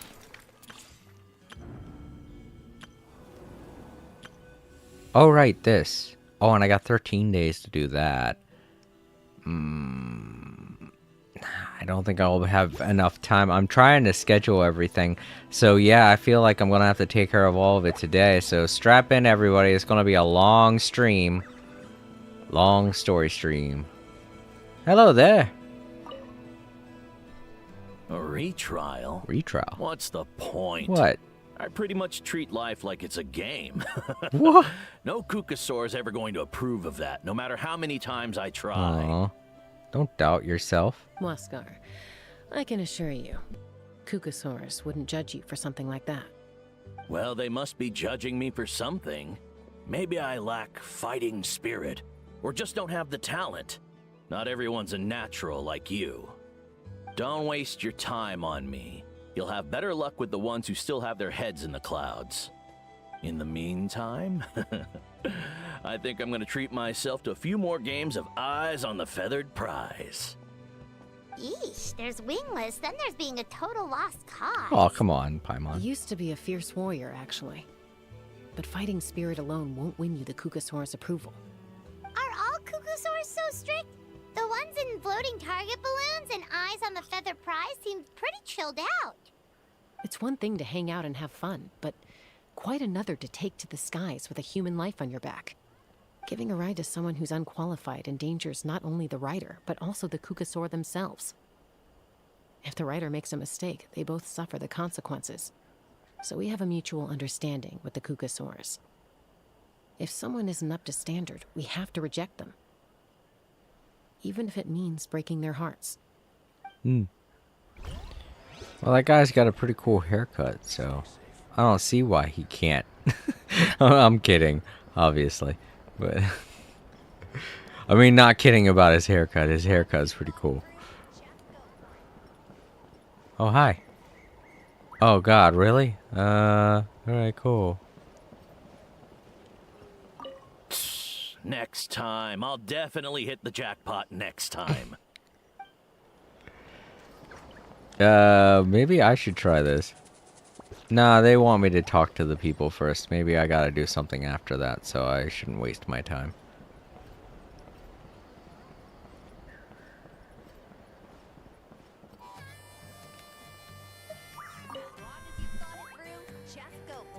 Are you sure you don't want to reconsider, Pashika? I appreciate it, boss. But honestly, I'm pretty happy with my life nowadays. Pashika, they're redoing the flying trials. Huh? Mutoda? Ah, did Alpa send you? I was just telling Pashika the news, actually. The way things are with the tribe these days? I mean, you don't need me to tell you. This here is no future for a seasoned warrior like you. Ah, come on, boss. Do you have any idea how long it's been? I've been wingless for years now. I'm not cut out for that anymore. Of course, I'll do my part if we ever need to defend the tribe. But there's really no point in me trying out for the flying squad now. I've already made my peace with it. Not everyone has what it takes to return to the sky after going wingless. Elder Alpa's perseverance is something else. And it's okay if I'm not destined for greatness. I might not have the Kukasaur's approval, but with my hot air balloons, I can still reach the skies. Handling these balloons every day, seeing how the customers react, the looks on their faces, that's enough for me. Finding something you love doing can be just as hard as passing the flying trial. It's worth holding on to. Fair enough. It's your choice. I won't force you. Oh, by the way, you should try taking a balloon ride if you've got the time. Once you've been up there for yourself, you'll see why I love it so much. No problem. If you ever want to give it a try, you know where to find me. Alright. See, he hasn't given up on things. He just found something else to do. Sometimes it's a matter of perspective. Let's talk to him again, see if he say anything. I didn't realize Chaska was out delivering the news. Looks like Alpa's finally learning how to delegate.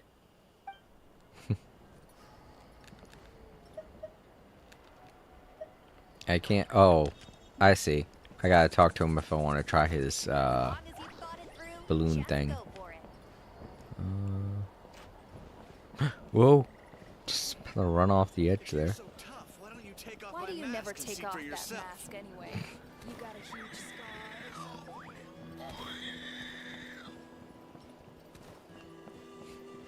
Why don't you ever take off that mask? I don't take it off because I don't want to smell you. That's the thing.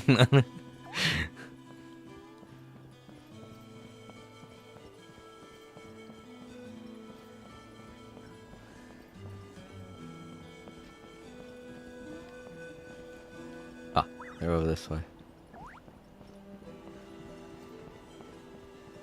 Glad they marked them on the map. I would have never found them.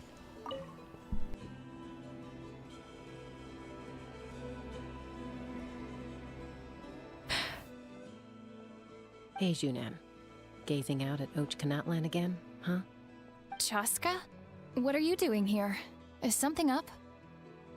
The flying squad is hosting retrials again soon. Wanna give it another try?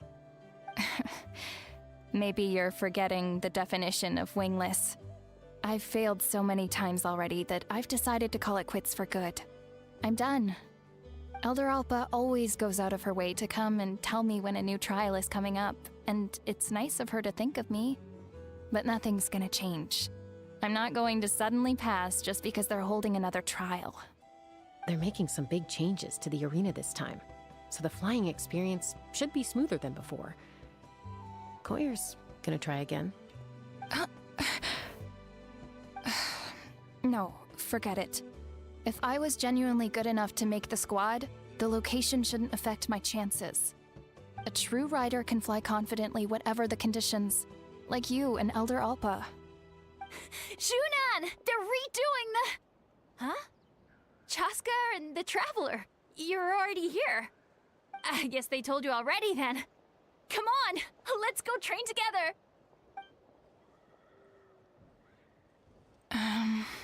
I'm gonna sit this one out. What? Why? But you've always looked up to Elder Alpa. She went wingless after her injury and spent years drifting, but even she came back and made it in the end. If she can do it, why can't you? I mean, I don't have that kind of perseverance. And besides, the last thing I want to do is fail in front of her yet again. Oh, come on. You know you don't need to worry about that. All right, well, how about we just treat this as you being my mentor? Then will you train with me? I mean... Enough umming and ahhing. Let's just get up in the air and figure it out as we go. Wait! Hold on, slow down. I can't keep up. Well, that's one way to do it. They've been best friends since they were kids. If anyone knows how to get Junan out of a rut, it's Koyer. You helped Koyer deal with her internal conflict, and now she's done the same for someone else. You know, people often talk about how one conflict leads to another and so on. But sometimes in life, things spiral in a good direction instead.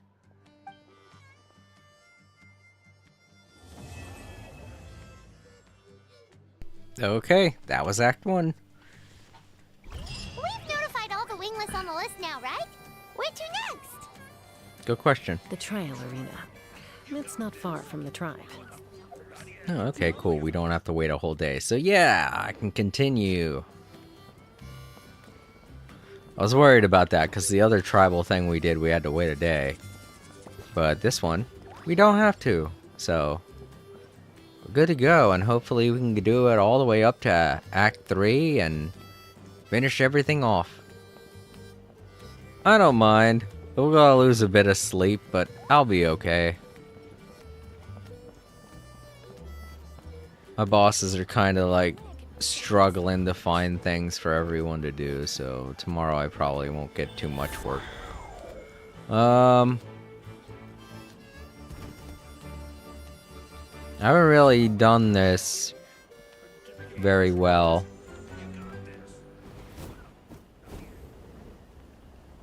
But I can at least glide alright.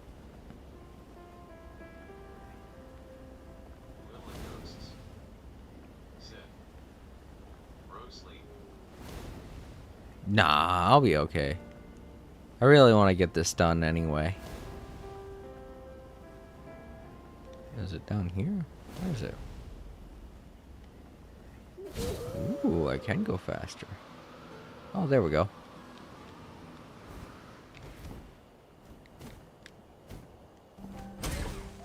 Oh, I'm so sorry, Mr. Deer. I didn't see you down there. I'm just hurting wildlife. Whoops. Denari would be so disappointed in me. Oh, hey there, Chaska. Did Elder Alpa send you? Yeah, she's got other things on her plate right now. How are things looking here? Well, the inspection revealed numerous blockages all over the trial arena. It looks like they're the result of ley line disorders caused by repeat abyss invasions. Theoretically, we just need to clear those obstacles, and the arena will fill up with gaseous phlogiston again. But that's proving difficult to achieve in practice, for all sorts of reasons. Why don't you head on down and check things out for yourself? Feel free to ask the staff for more details.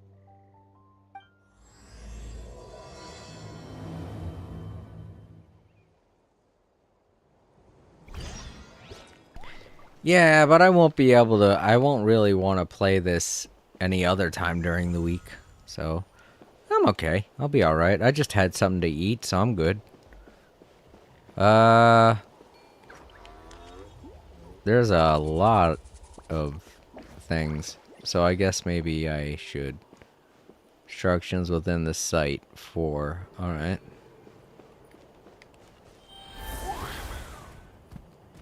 Maybe flying will help.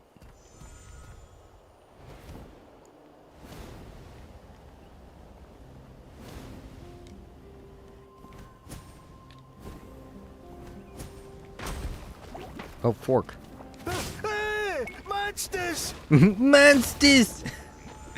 They're monsters!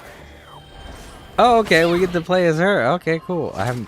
Oh, she uses a bow and arrow. I don't like that. Let's fly. Whoa, okay. Whoa, jeez. She rides on a rocket. That's cool.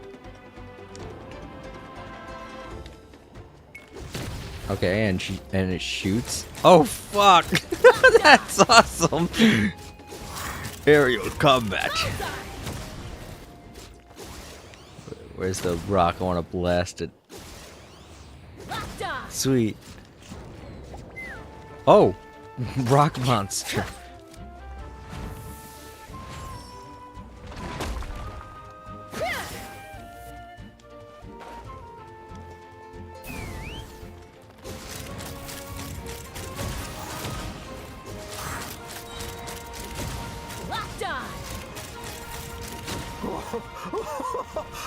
I thought I was done for. Oh, this spout should be good now. Whoa. Thank you very much. Awesome, and she just lays on that. That's awesome. It's not a rocket, it's a gun. I just realized. How do I land? Oh. Do I just tap it? I tap it. Okay. Chaska's pretty cool. I'm not gonna roll on her though. I'm sorry, everybody.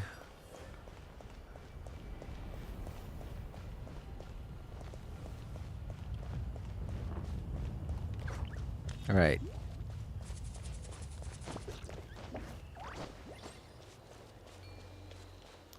Looks like I'm gonna have to climb, so.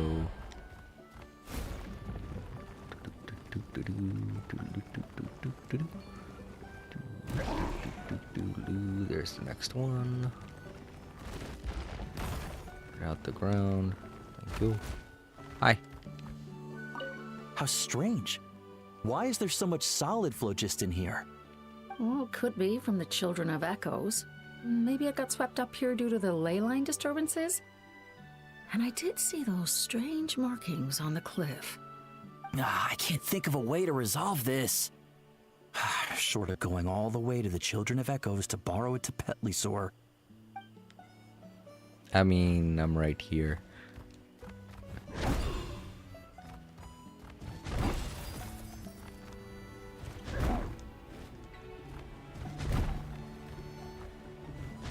Can I not? What? Oh. Okay.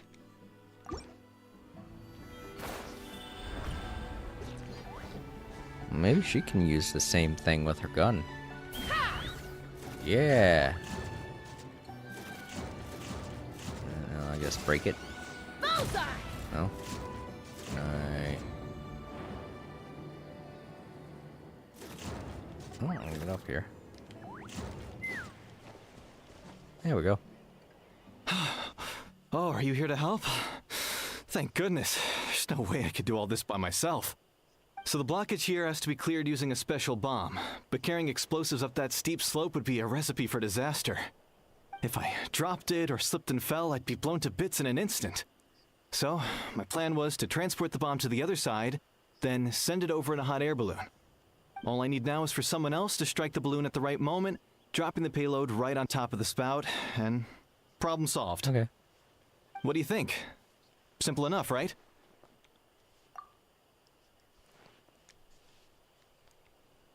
Huh? Oh, that one. No, I've got no idea who that belongs to. Or how they got it up so high. I just wish I could fly up there and check out what kind of tech they're using. Ah, well. Getting the trial arena back in order is more important. I'll head over and set up now. Let me know when you're ready.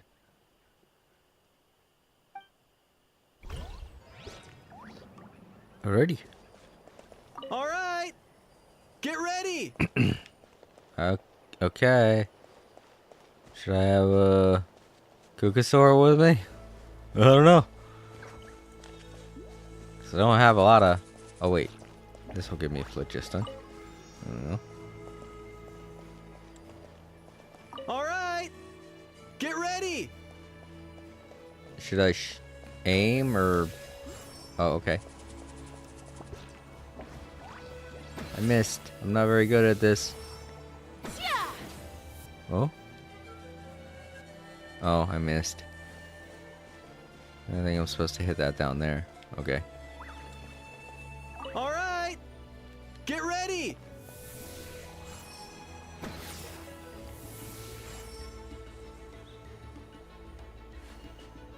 What? It was... It's no... It... I don't think it goes anywhere near it. Is it supposed to be something under here? No. Am I supposed to wait a little while? I can't tell. All right! Get ready!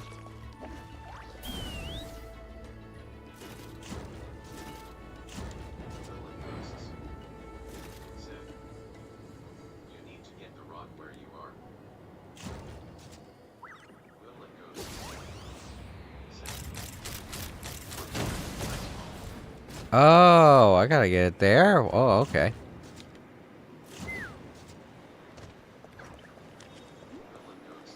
All right! Get ready! Yeah, it is kind of confusing. I see a whole bunch of different places that I could shoot it at. Thanks for telling me. Probably would have taken forever figuring this out too.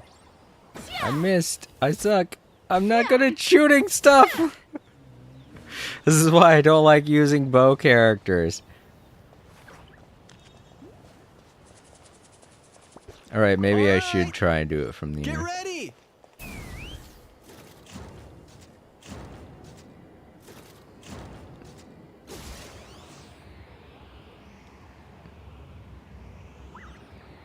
Hurry up. You were so fast before, why are you taking forever now? I don't think that's the way I'm supposed to do it.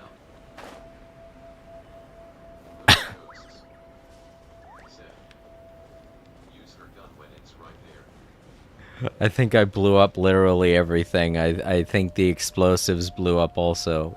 I think I did it. Oh, okay. Yeah, I think I went a little overboard. There's one more that I have left to do now, and it's over this way. Down there? Yeah, it's that right there, whatever that is. Woo! Okay, is it this? Woo! Oh, well, this would have been an easier way to get up. I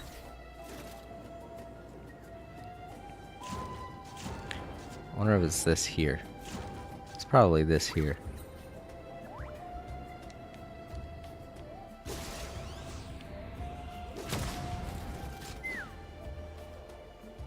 Hi. Oh, I gotta talk to her first. Okay.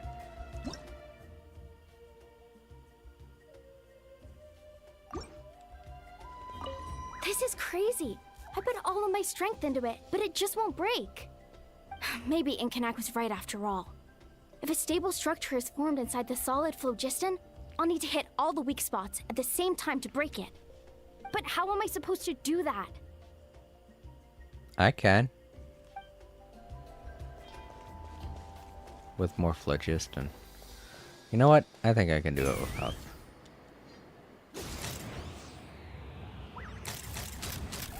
The gaseous phlogiston is being replenished. Looks like all the spouts have been unblocked. Let's head back up. You're right.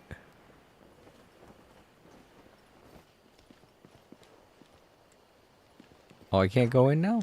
Oh, because I'm not... Oh, okay, yeah, I don't have Chaska in my group now. Chaska. I don't know why I keep wanting to say her name with... How's it pronounced? How's it spelled? Is it Chasta or Chaska? Damn it. Now she's not on my team. I can't check. Oh, I forgot to grab that waypoint while I was there.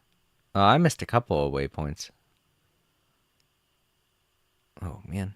Don't matter. I gotta go up this way. There's no waypoint there. You okay? Oh, I thought I was done for. Oh, this spout should be good now. Thank you very much. He seems fine.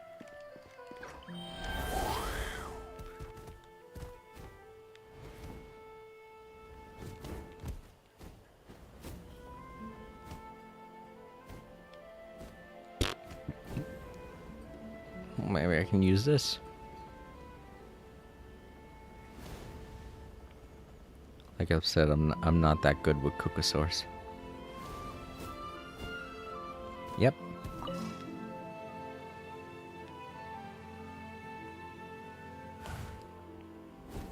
Alright, where are we going again? Wrong button! Wrong button! I meant to hit this button. Here we go. Wow, you took care of everything in no time at all. Incredible work. Now we just have to wait until the gaseous phlogiston is fully replenished. Then we can kick off the retrials. Actually, Inkanak, I'd like to do a test flight first, just to make sure we're not missing anything. Could you arrange that for me? Huh? But you only just finished getting the arena ready. There could still be other hazards we're unaware of. All the more reason to have me test it out. Think of it as another inspection. I guess you're right. With your flying skills, you won't be in any serious danger, even if there are hazards we overlooked. The conditions in this area seem a little unstable, but a test flight is the only way to catch any lingering issues. All right, I'll get things set up for you. Just let me know when you're ready. Okie dokie. I guess I'm ready. Are you ready? This should be a piece of cake for Chaska, but still, try to be careful.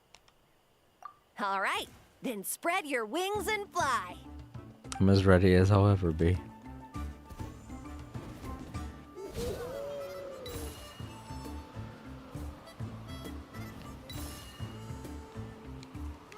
Up, up, up, up, up, up, up.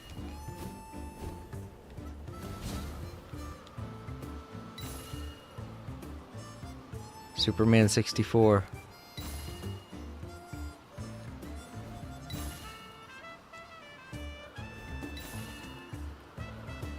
I think I'm supposed to avoid those. I certainly hope I am. Whoa, whoa.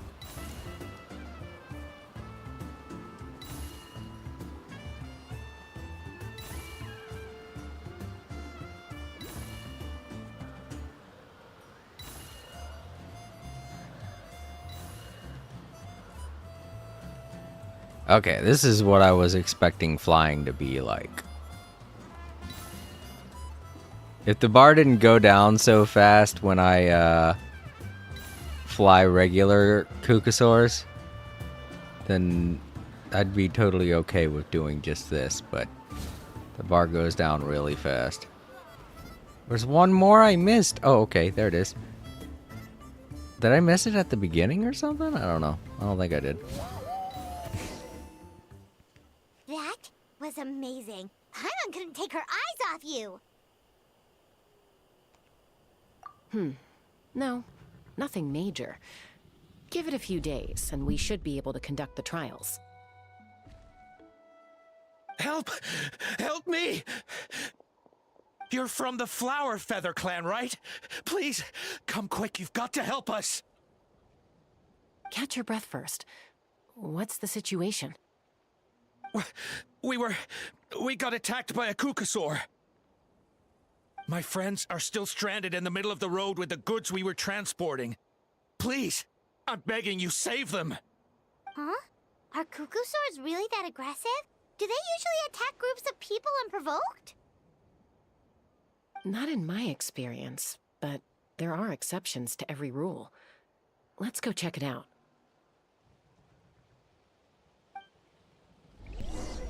Alright, now that I got the basics down on how to fly with a Kukasaur, I'm feeling a lot more confident about using them.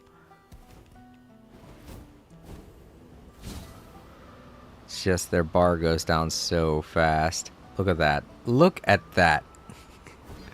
It just goes down so fast.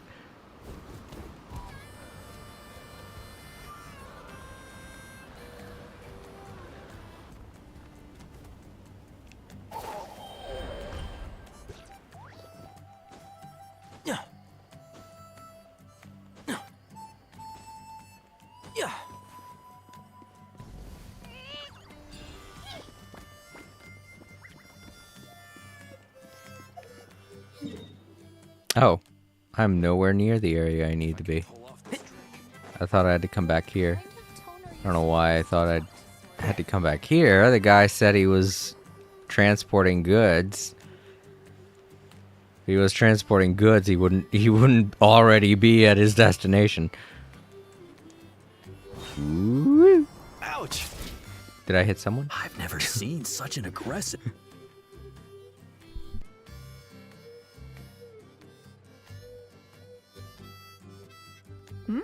Tasca? Traveler? This is a surprise. Elder Alpa? Huh. So, where's this aggressive Kukusaur we've heard about? Already flew away. Looks like it backed off once it realized that reinforcements were coming.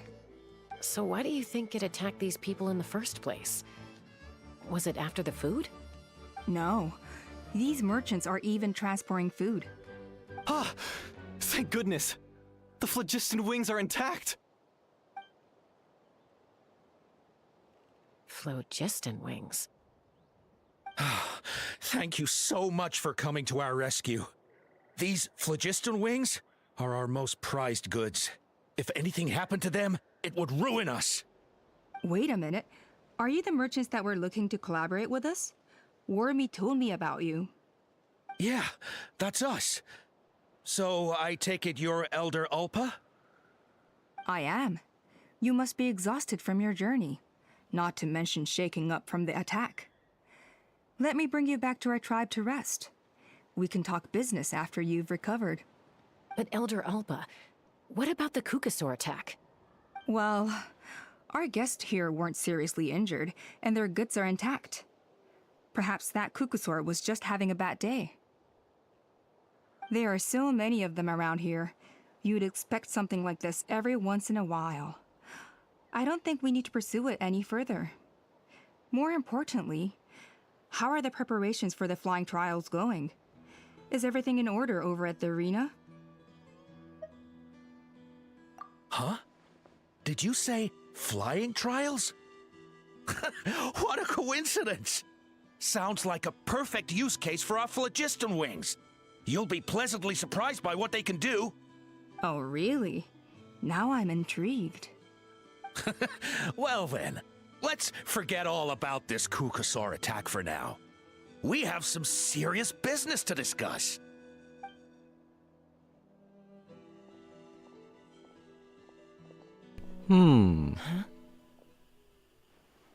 This story sounds familiar. So that's it? That all went smoother than expected. Well, guess we'd better get going. Huh? Chaska?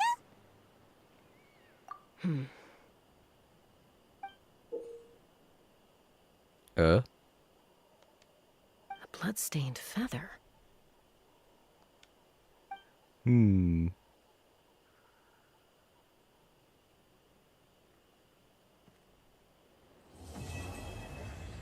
Oh, that's Act 2 done.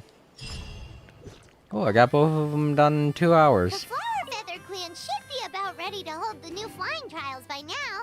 Let's go check it out. Oh, cool. So I can go right into the last one. The last one's probably going to be the longest. It typically is.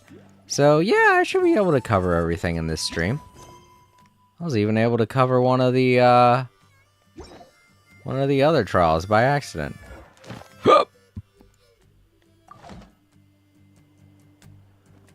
Oh, that's what it wants me to look at. Okay. Oh shit, sirens. Something's going on outside.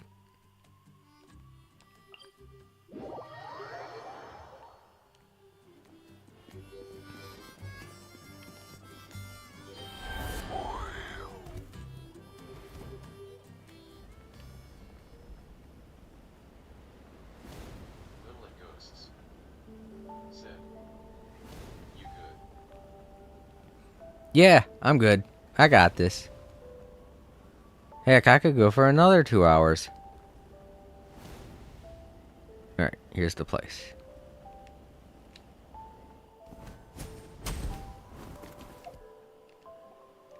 Wrong button. Wrong button. There we go.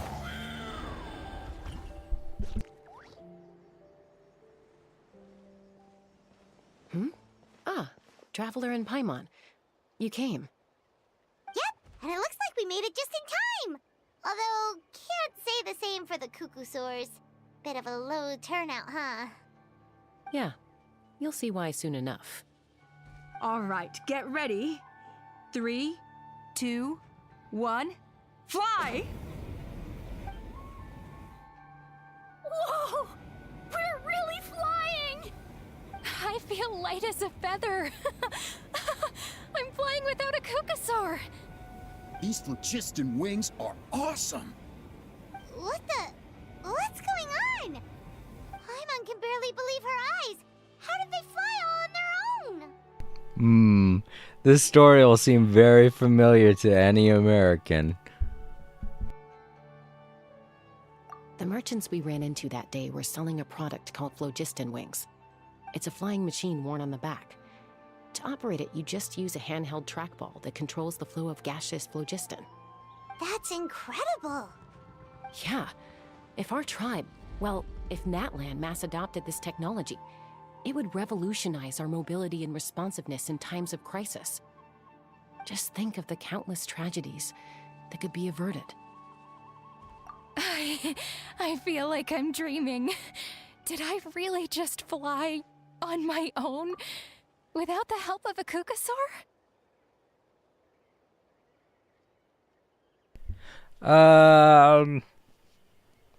It's not the exact same story, but it's the same story of I don't know if they even... There's an old American folklore about a person named Casey Jones that was basically... it's an old-fashioned story about man versus machine kind of situation, where it's the lesson typically is you can't replace a human being with an automated machine kind of situation.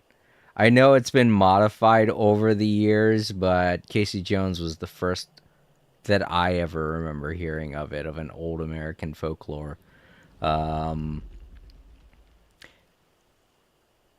He was a... Oh, God. Such an old story. I'm trying to remember it from when I was a kid. He used to lay tracks. Yeah. I'm sure you've heard of it. That's a really old one.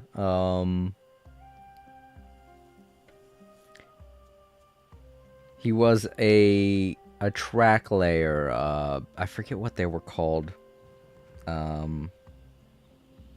Basically, he would hammer in the nails that would keep tracks on the ground, or the spikes that would keep tracks on the ground, and some fancy big shot came from out of nowhere and was like, hey, I could make a machine that does it a lot better than him. And he basically competed with the machine.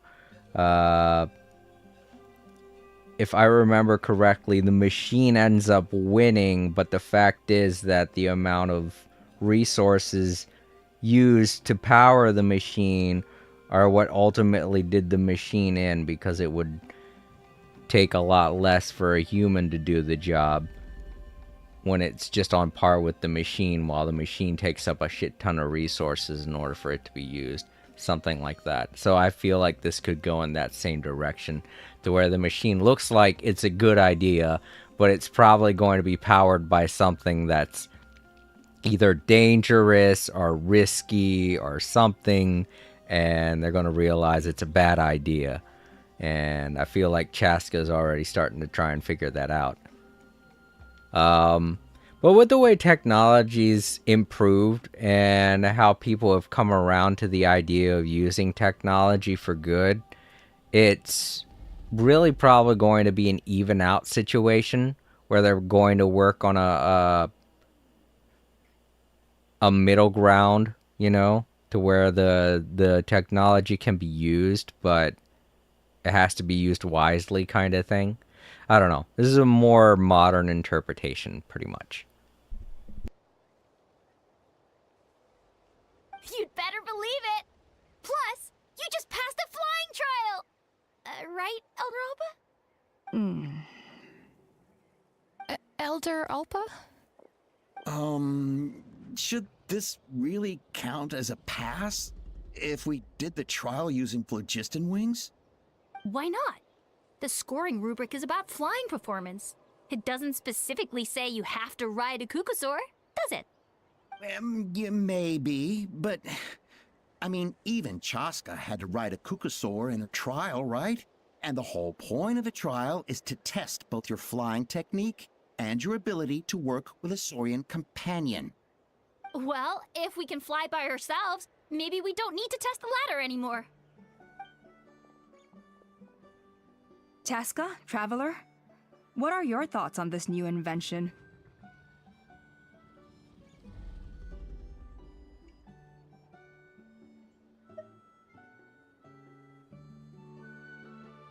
Right? That's what I think too. I agree that they have strategic value, but I don't think it makes any sense to evaluate candidates by the current testing standards if they're using phlogiston wings. Why? Shunan finally mustered the courage to go through with this. And now you're saying it doesn't count?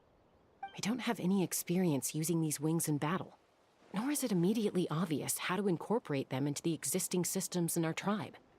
Taking a longer-term perspective, I think we need to start by getting thoroughly acquainted with how these things work. Then we can develop a new trial format with new assessment criteria, tailored to candidates using the phlogiston wings. You all raise valid points. But Chaska, while your proposal sounds perfectly reasonable, it would probably take years to put it into practice. We lost so many people in that war. These phlogiston wings could be exactly what we need to strengthen our forces and boost morale in this trying time. And as for real-world battle experience, there will be plenty of opportunities to gain that. I have high hopes for you, Junon. Huh? Hey, stop staring into space! Say thank you! Oh, thank you. Thank you, Elder Alpa. You have nothing to thank me for. Remember, the way you got your wings back was by relying on yourself. Oh, Elder Alpa! Bad news! Kukusaurs are attacking the merchants again! Again? Okay, everyone, stay put while I... Huh? Chaska? Yeah, right. Oh, wait. Oh, okay. That was just telling me that the stories we got. I was like, what? Chaska, watch out like that! And then Elder Alpa and the others too? Anyway, let's go see what this is all about. Yeah. I want to know too. It's kind of weird that we found that bloody feather at the place where they were fighting. Especially if they weren't hurting the Kukusaur. They said they weren't. In fact, the way they made it sound like the Kukusaur attacked them. So, how'd they get hurt? How'd the Kukusaur get hurt?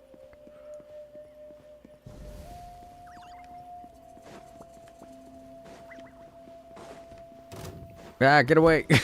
Speaking of which.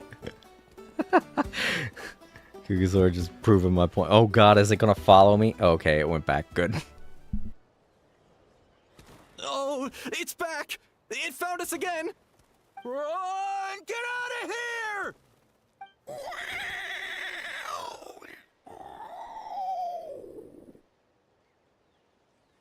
Curses. She's really riled up this time. Alright, no problem, Moonlit Ghost. If I don't see you, then I hope you have a great day. But, you know, until then, see you later. Hey! Stop running! We'll never outrun a creature with wings! Get back here and let's fight!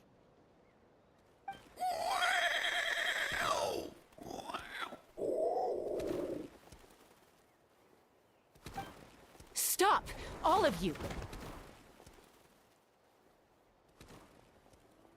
Chaska! Oh, wonderful! Quick, get rid of that thing!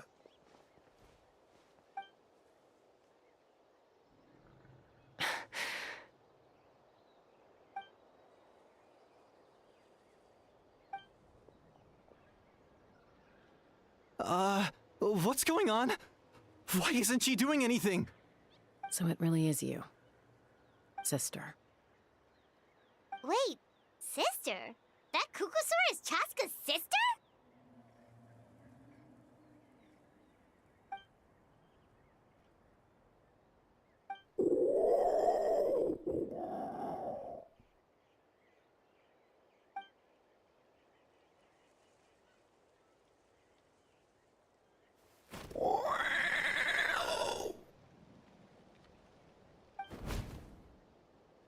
Koya, wait! Is Chaska gonna be okay? Should we go check on her? I mean, she's right over there. We could see her from where we're standing. But okay, yeah, I'll do that. Wait, what's going on here? Is everyone all right? We're okay. No serious injuries. Thank goodness you all got here just in time.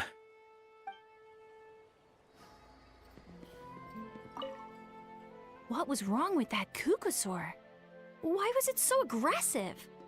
If we just let it escape back into the wild, who's to say it won't attack again?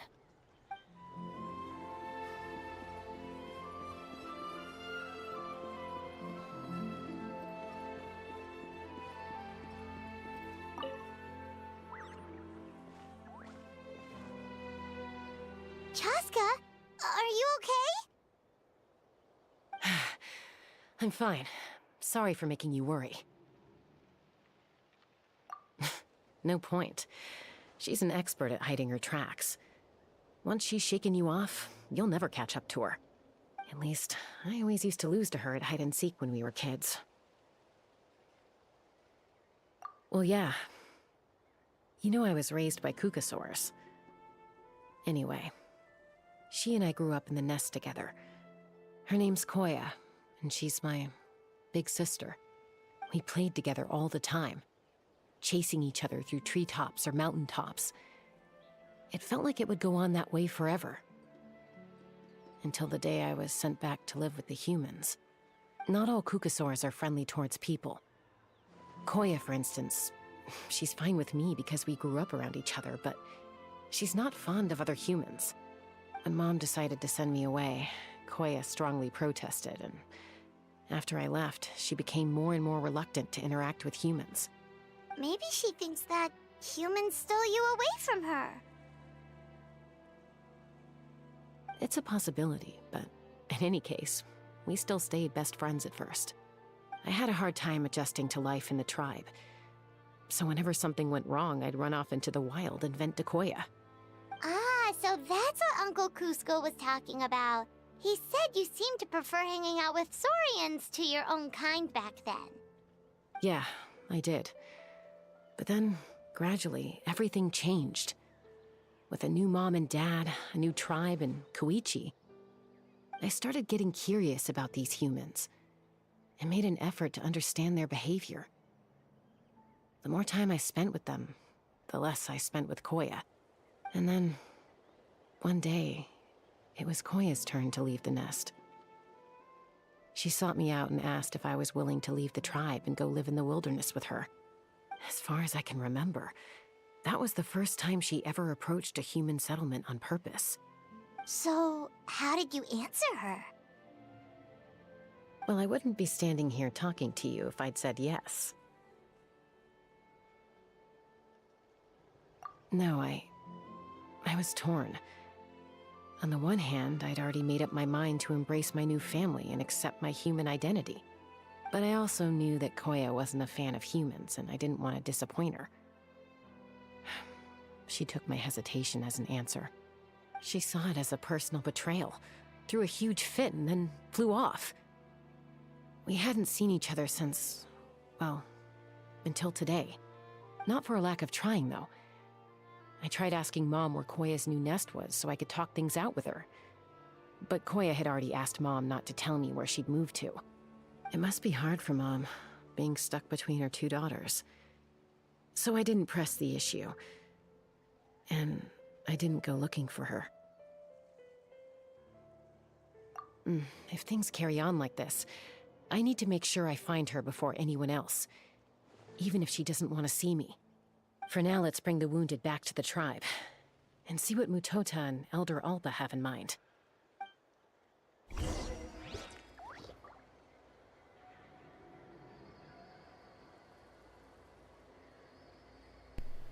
Alright. Do they say the same thing? What was wrong with that Kukusaur? Okay. If we just let it Yeah, they say the same thing.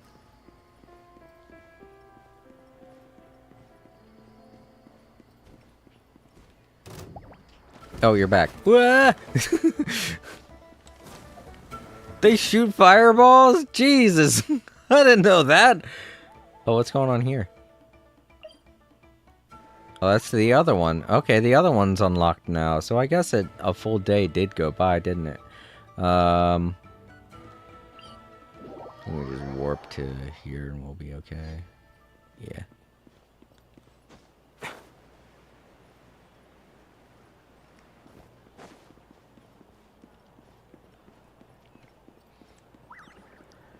But yeah, ultimately it's going to have the same message as Casey Jones, that you can't replace people with technology. And that story has evolved so many different ways over the years. Welcome back! So, I hear there's been another Kukusaur attack. Ha! I knew it! They're wild animals, and they can't be trusted. ESP.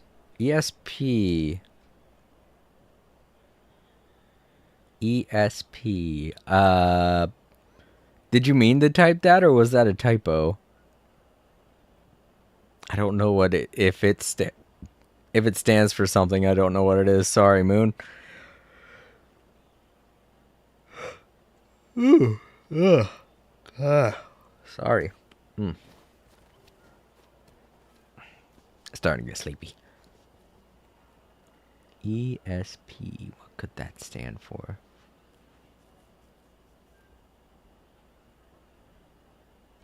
Ever suspicious potato. Okay. Hey, show a little respect. The Kukusaurs are our partners. Maybe in the flying squad, but they don't give a hoot about the rest of us. Well, now that we have the phlogiston wings, do we even need the Kukusaurs anymore? Are you kidding? How are we supposed to protect our tribe without them? I didn't mean it like that. Huh? Protect our tribe? Or are you just scared that your precious flying squad will lose its prestigious position? You take that back! Things are changing so quickly. Chaska, there's a conflict emerging there. Aren't you going to nip it in the bud? The whole tribe's talking about this now. Breaking up a single fight won't solve anything. The real source of conflict here is the phlogiston wings, and what happened with Koya. On any other day, people would just brush this attack aside. After all, clashes between wild Kukasaurs and humans are no more common than those between people. But now that the phlogiston wings have entered the equation, it's sparked a debate over whether our tribe needs the Kukasaurs at all. I worry that we risk repeating the mistakes of the Cinder City. Back then, Lord Ochkon's hatred of the Saurians nearly destroyed the peace forged by the Pyro Archon. Chaska, to prevent things from deteriorating further, I'd like to task you with restoring peace to the tribe. I will. Traveler, you've already done so much for Natlan, and the Flower Feather clan has no right to ask more of you. But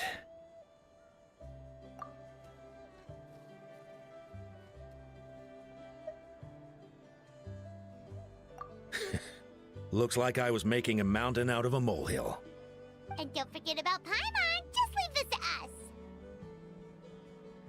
us. This whole situation has unfolded so quickly that it's put us on a back foot. To tell the truth, it makes me a little suspicious. You think someone might have orchestrated all this? It's possible. Leave it with me. I'll look into it. Also, Chaska, could you try to keep a low profile while you're out there digging around? We don't want to give our hand away. I'll do my best.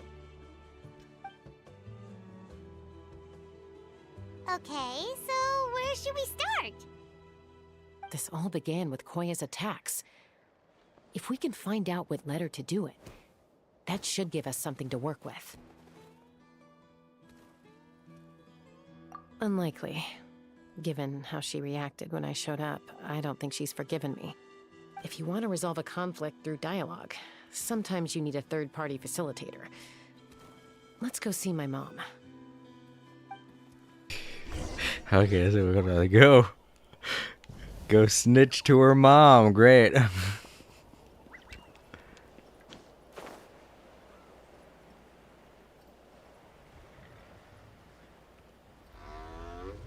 But yeah, like I was saying, this is an old story that has changed significantly over time. I think the biggest change was around the time when people were talking about technology replacing humans in like a horror or dangerous sense. When people started talking about when movies and media started talking about robots and things coming to life and killing people or things like that. Whoa, what's going on? Why am I on fire? What was that? It was supposed to go that way, right? Oh, I'm looking at the wrong thing. Yeah, no, I'm not supposed to go there. That's the other Tribal Chronicles. Oh, I am supposed to go over there. On that island. I think I should fly then.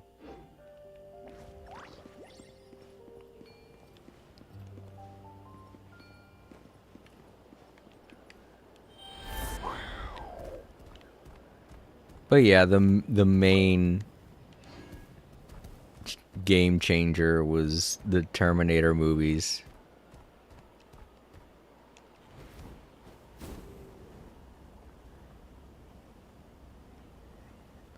Those had a really big impact on the way people feel about technology. Oh no. Up. There we go. Go. Climb. Oh, neat. Whoa.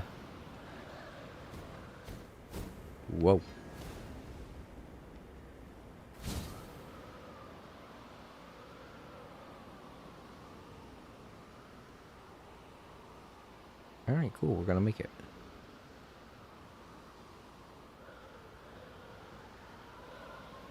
Oh man, I don't know what's going on out there, but it sounds like something serious with all the sirens I've been hearing. You wonder if there's a fire or something.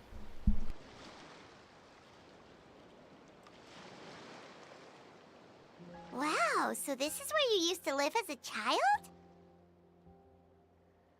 Mm-hmm. When I was little, we used to do this thing where I'd jump from the top of this tree, and Koya would fly over from the platform and catch me in midair. Or sometimes we'd both fly from the treetop together, and then after some aerial maneuvering, she'd throw me up onto that platform. After we got a bit older, we went to the nearby shores looking for even greater heights. Ah! Stop! You're gonna give Paimon a heart attack!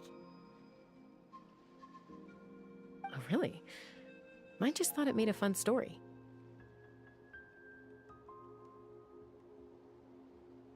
Then I'll share more with you when there's time. Anyway, back to the matter at hand.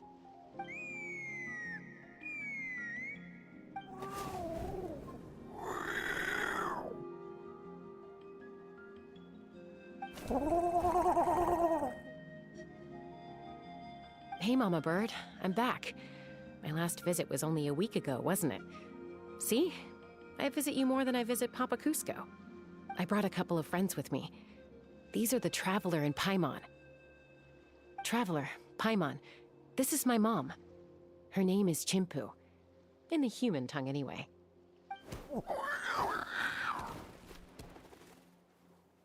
Hi!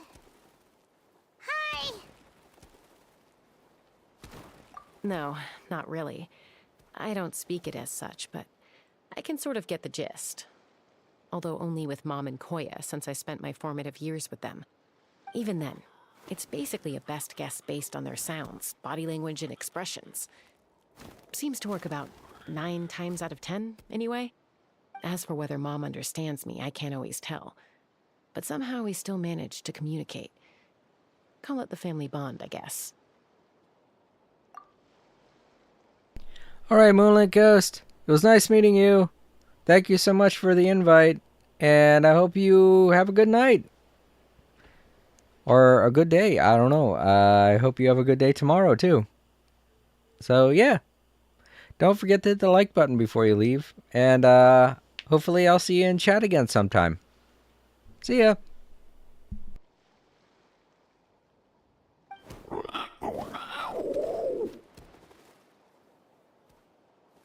Don't worry.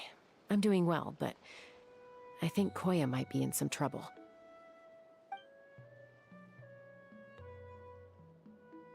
I know she's never been a fan of humans, but she's never deliberately attacked them before either. What's behind this sudden change? Does, Auntie Chimpu know anything? Doesn't look like it. Koya hasn't visited her in a long time. Then, could you please tell me where she's living nowadays? I really need to talk to her. If this animosity between her and the tribe continues, then the next time there's an incident, I don't know if I'll make it there in time.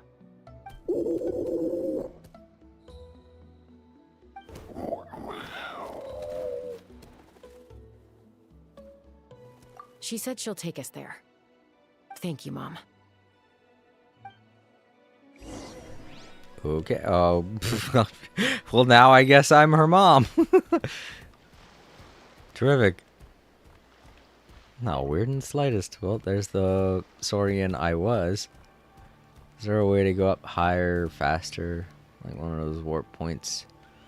Looks like I'm going out into an area I haven't been to yet. I'm debating whether or not I should go to that first. I think that's what I'm going to do. Oh, look. She had little toys and everything. Isn't that cute? I wonder how she got them.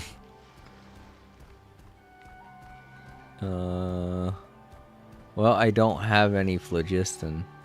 Oh, there we go. There was one of the things. There we go. Hooray. Oh, yeah, they want me to follow these. Okay.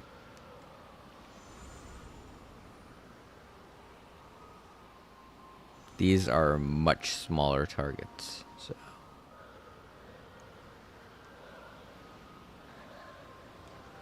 Oh. Okay. Didn't mean to land, but... Whoa.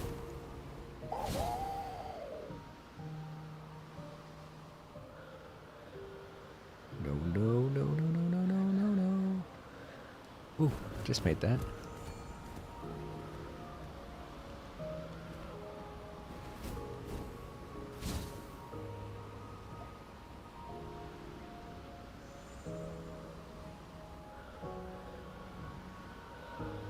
Alright, here we go. We're heading over there. Yeah.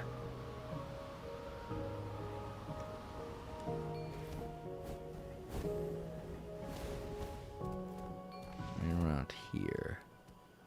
Down there? I guess down there, or maybe on there. Nope, down there then.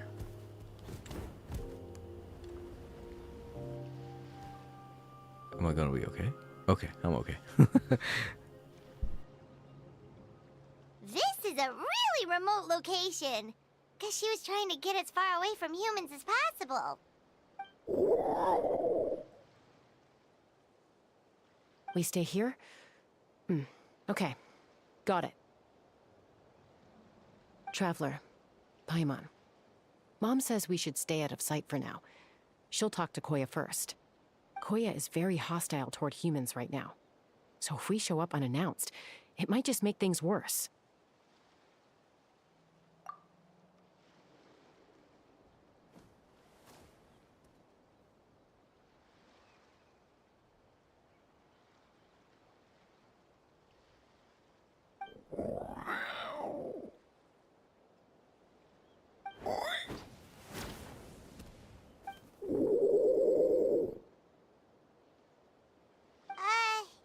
Any idea what they're saying? Sounds like things are more complicated than I imagined. There's evidence in this area suggesting that Koya might have been the victim of a human attack.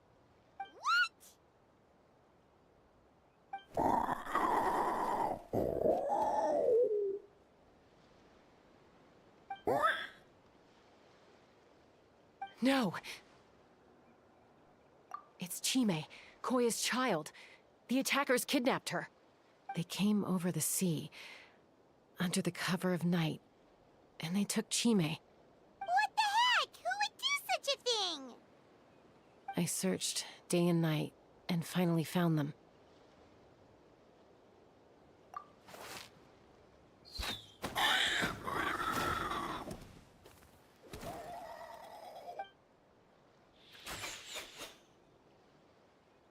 Oh, yeah! Tafal's contraption is working like a charm! Got her in one!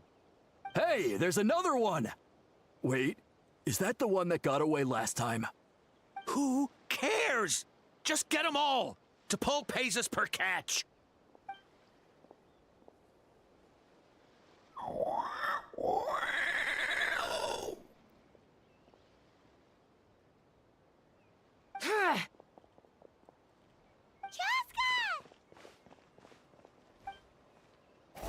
Chaska? How do you get here? Quick, stop her! Don't you even think about running away! Boom!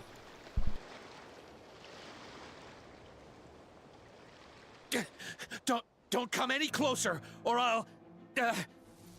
Go, Phlogiston Wings! Take me out of here! Uh-oh, looks like it malfunctioned. This is bad. Mom and Koya are already injured. And if that thing explodes right next to them... Help! Elemental energy suppresses it! Please, someone! Get back!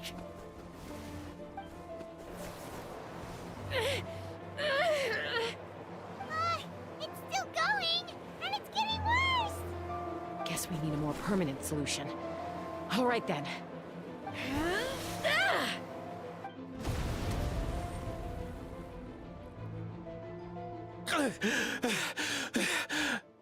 That was too close.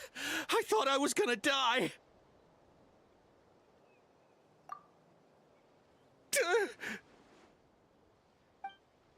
Answer us honestly. Were you the ones who attacked Koya before?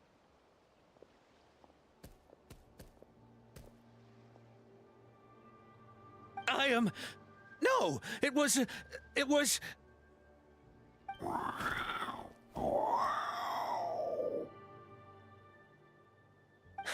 Well, she says it was you. Just tell me, who sent you here? It was to Paul. He told us to catch all the wild Kukasaurs we can find. And he also said that this Kukasaur has become a thorn in his side, so it needs dealing with urgently. To Paul? Huh. Sounds familiar. But where from? Well, he tends to send his orders in writing. He pretty much never communicates with us in person. When he does, he wears a mask to hide his face. And whenever we trade Kukasaurs for phlogiston wings, we deal with his henchmen. So you didn't even make those wings? All we did was slap some labels on them and transport them over here, to make them look like they're imported. To make it harder to trace their origins. I don't know, honest! Well, that's mighty convenient, huh? What about if I held a gun to your head? Would that change your answer? No need. I'm sorry. I'll tell you everything I know. T'Pol doesn't tell us much, but he always stresses that he wants them alive. So that gives us some clues. This is just a best guess, of course, but we suspect that the gaseous phlogiston stored in the trackballs is drawn directly from the Kukasaurs. What?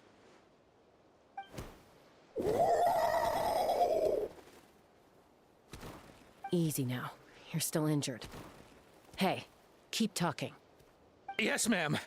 So, the gaseous phlogiston has to be highly refined in order to power the phlogiston wings. The slightest imperfection can have disastrous consequences, as you just witnessed. But the Kukasaurs have a natural ability to process gaseous phlogiston. So, if you use them as an intermediary, then...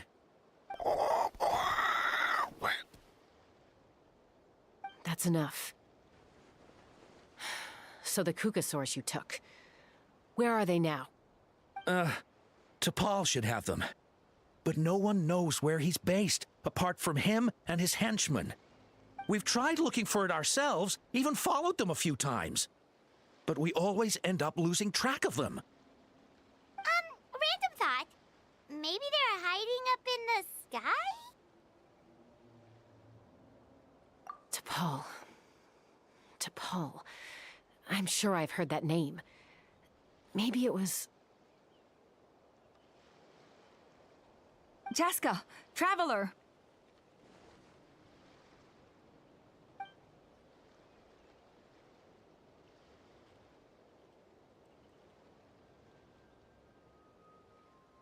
That voice! It's Oppa!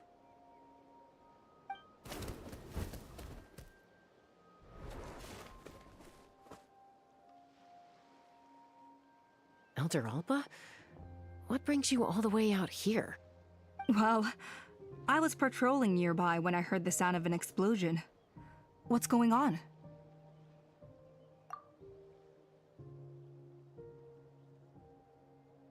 I don't believe it. Elder Alba, does the name T'Pol ring a bell to you? I feel like I've seen it written down before. Maybe in a list of candidates for the flying trials? Huh? So he's a member of your tribe then? No. If he was a member of the Flower Feather Clan, I'd definitely know him.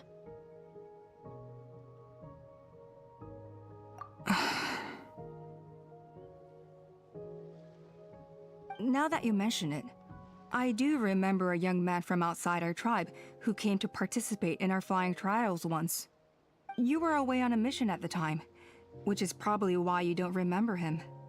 He was a craftsman from the Children of Echoes, but he'd always dreamed of soaring the skies, so he wanted to join our flying squad.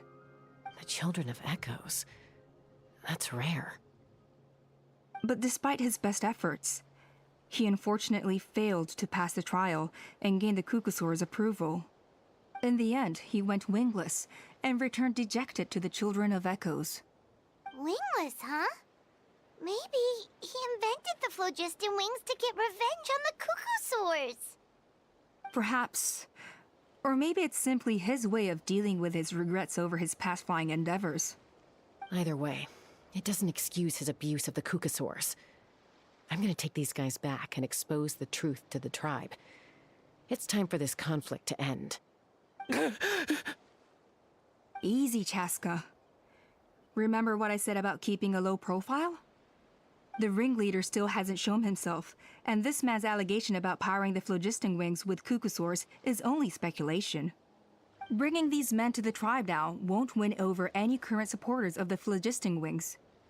In fact, it may even escalate the conflict further. After all, many are mistrustful of the Kukusaurs after recent events. Is that why T'Pol waited until now to try to capture my sister? I don't know.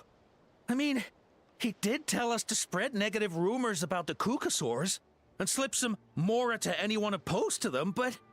But Koya only attacked humans because they stole her child!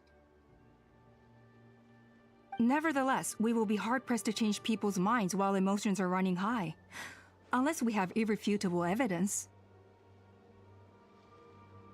Bravo! My thoughts exactly. In the meantime, leave these men with me. I'll escort them back to the tribe. I'll take the other members of their crew into custody too. They won't get another chance to stir up trouble. Fair enough. I guess finding T'Pol is gonna be the key to resolving this conflict. Let's hope the Children of Echoes have some info on him.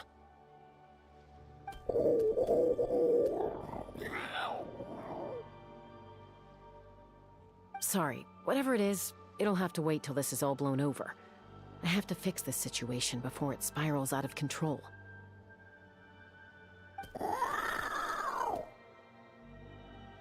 Mom, Sis, rest up and get well soon. I gotta fly.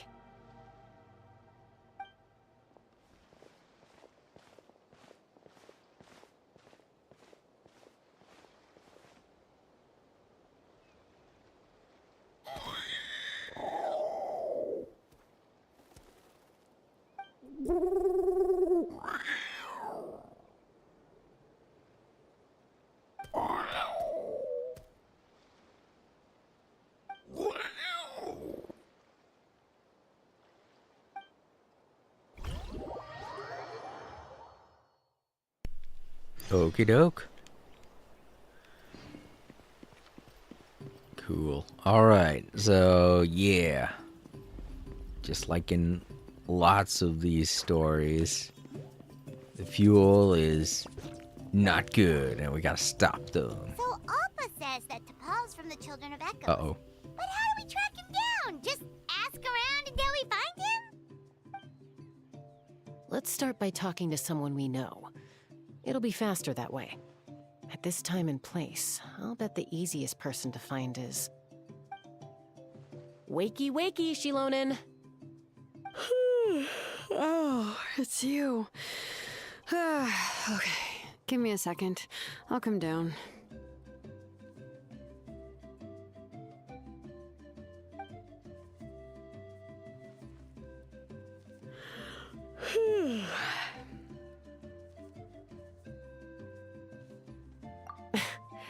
I climb trees to fly further and see farther. I don't usually stop for a nap. Well, we're not all like you. Always full of energy, even after flying around all day. Yeah. So, you've come all this way and interrupted my precious nap time. Might I inquire as to, why? I'm sorry, Shilonen, but it couldn't wait. Does the name T'Pol mean anything to you? He's a craftsman, apparently. Huh. T'Pol. Yeah, that rings a bell. I think that's Puma's child. Nope, I'm afraid you're a few years too late. Why are you looking for him?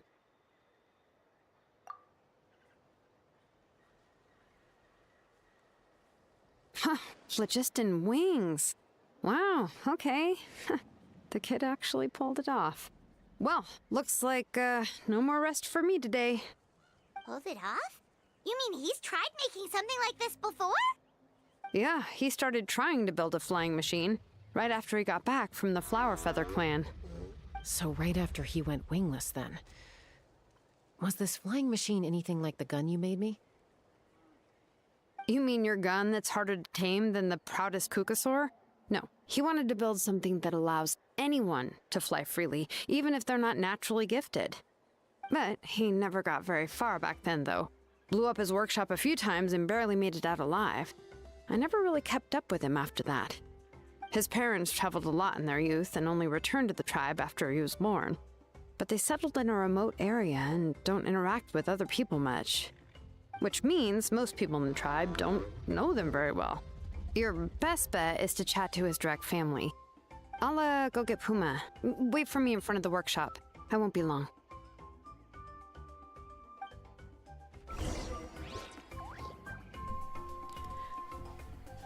I think I failed to mention that another moral to the story of Casey Jones is to never trust slick salesmen. That one often gets overlooked because the main moral is that machines should not be a replacement for human life. But it's a good one, I feel. I'm glad they put me right here so I don't have to warp all the way. And I'm gonna have to get back up though. Because I'm on the wrong side of the chasm.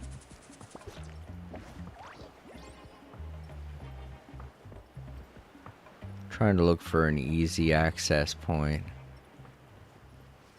I guess there isn't really one. So let's just change and dig.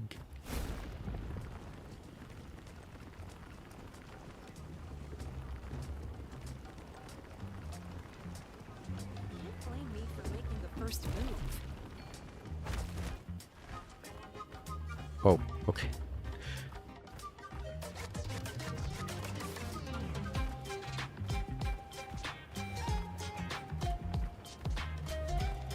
Why am I walking around as Tetleosaur? I'm getting better at remembering the Saurus names.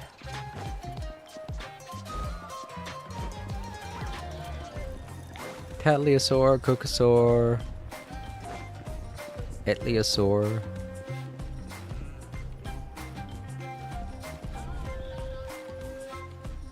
Alright, admittedly, those are the only ones I can remember. I'm back. Allow me to introduce to Paul's mother, Puma. Hello, we're... Oh, save the pleasantries. I don't want to spend any longer talking about that boy than I have to. Huh? I disowned him long ago. He is no child of mine.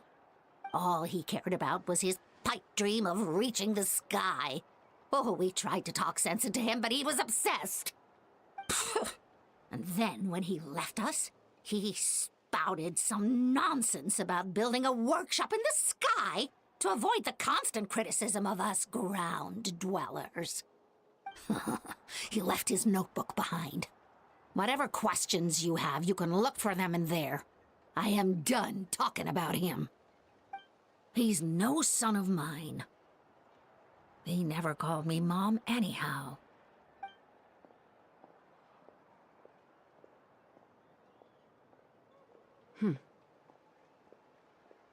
Wow, they've really fallen out. Paimon sure wasn't expecting that. Her husband, T'Pol's father, he passed away recently, and T'Pol didn't even bother to show his face at the funeral. If you ask me, that was probably the final straw for Puma. I'll go keep her company. If there's anything else you need, just come and find me. Thank you. Okay, so this notebook book is the only lead we've got now, right? What's in there?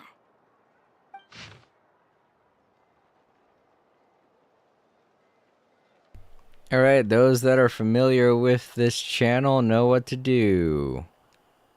Got all this right here for you guys to read. Just go ahead and pause the video and read to your leisure.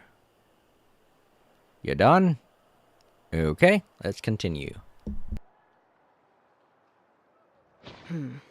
Some early designs for the phlogiston wings, and some theorizing about an airborne workshop. Ochkanatlan, the Cinder City. Looks like that's where he got his technological inspiration from. So, was he serious about the workshop in the sky? But that's such a big project for one person. Do we think he actually pulled it off? Yeah, balloons. Oh, yes. The one from the trial arena that was super high up. That balloon has been there for a while, and everyone's been wondering how it got up there, but what if that's the wrong question?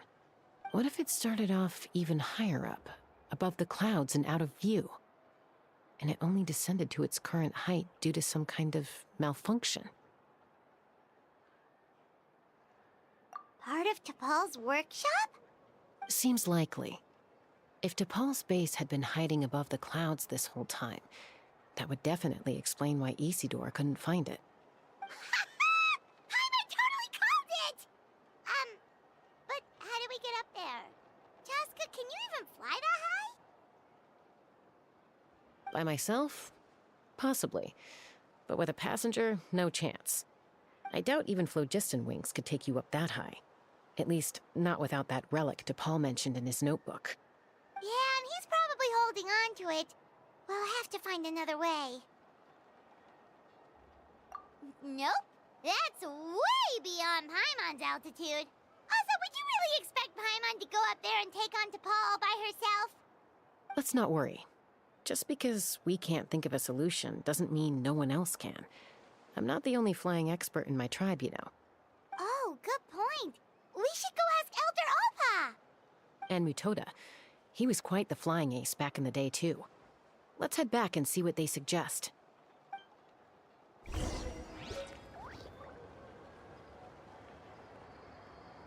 want to grow up faster.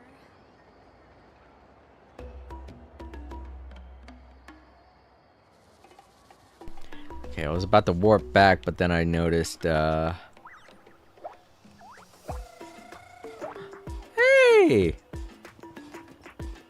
Hey, dude! Napicha! How you been?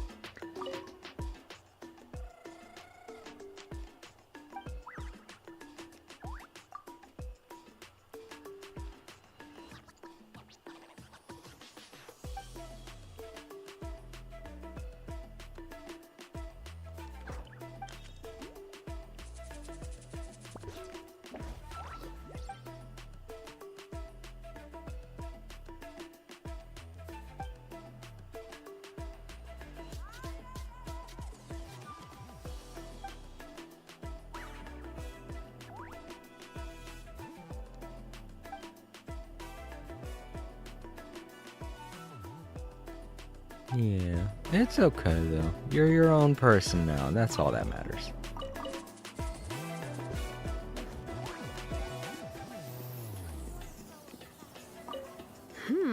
How's the sleuthing going? Hanging in there. She seems to have calmed down now. I'll check in with her again later. I think something about handing you that notebook meant she was finally able to let go of a few things, so maybe this was for the best.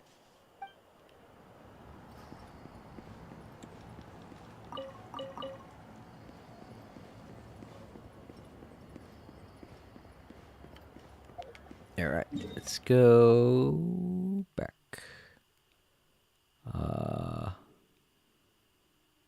I think this one... No, I think this one was connected to the town. Yeah. There's also a easier access point for flying.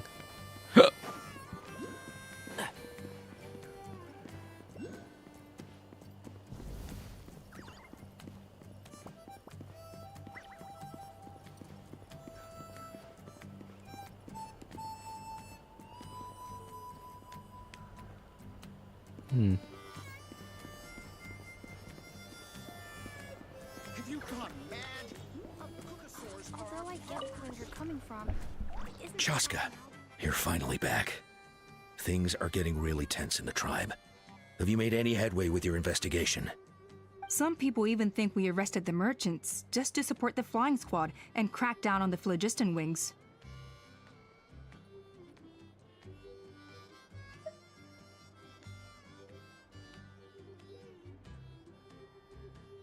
We found some promising leads, but there's a major obstacle standing between us and the irrefutable evidence we need. A relic from the Cinder City? So Ochkon's still managing to sow discord, even after all these years. An airborne workshop and a hot air balloon above the trial arena. And that's where you're trying to get to now? Neither phlogiston wings nor a Kukusaur can take you that high up. Do you really think that's where T'Pol is hiding? You know what? There might just be a way. Really? Do you still remember those spouts in the arena? When they were all blocked, the gaseous phlogiston was trapped and unable to flow. But now, it's flowing freely. If we were to block them up again... You mean all of them except the one at the very top of the arena? To build up the pressure there? Precisely. With all the gaseous phlogiston flowing through one spout, it would create a high-pressure wind current. And then we just ride it up into the sky! Yes, it has its risks, but with Chaska's abilities, I think she could manage it.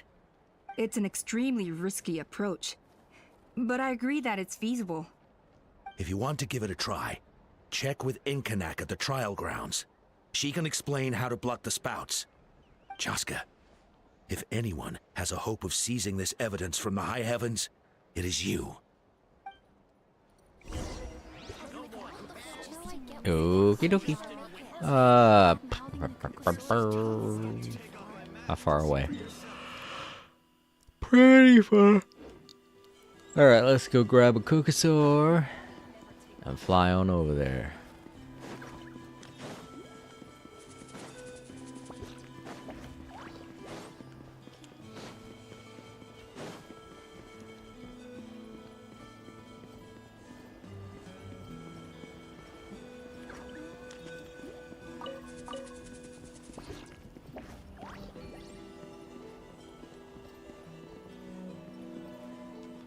Keep hitting the wrong button.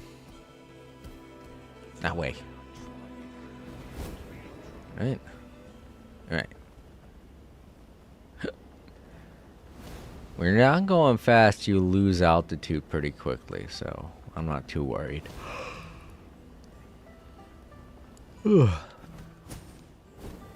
Ah, there they are. Okay.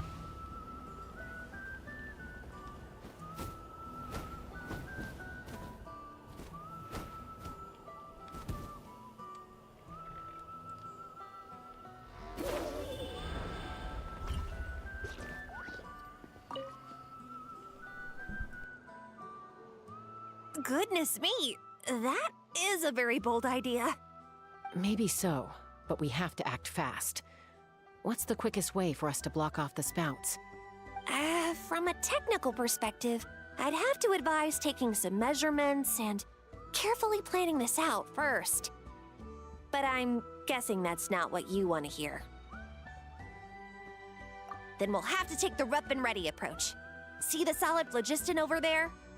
Our prior inspections revealed that some kind of stable structure has formed inside, making it highly damage resistant. It's not without its weak points, but unless they're all struck at the same time, the structural integrity won't be threatened. So, what happens if we do strike them all at once? It'll collapse. Okay, I see where you're going with this. Yeah, you got it. As long as you hit all the weak spots at once from the right angle, the solid phlogiston will fall right on top of the spout and block it up. You're right about rough and ready. Sounds like my kind of plan. Okie dokie. Oh, good. We get to play as her. That's great. I was worried we were going to try doing this as a Kukasaur. I was like, what? Alright, so that's the spot we gotta hit. Oh, I can't do it from... Okay. Bloop.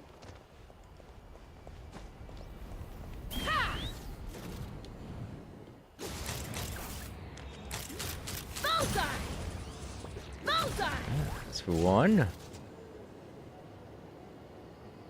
One is up here. Look! There's a chunk of solid phlogiston right over that spout!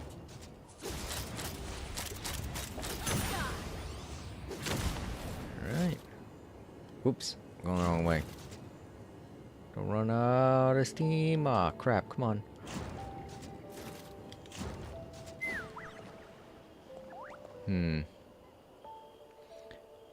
I do think it's funny, the little downward whistle that she makes as she's falling. Like, pew! I realize that's not what she's doing. She's dismissing her Kukasaur, but it's funny the way it sounds. Kind of cartoony. Take me up!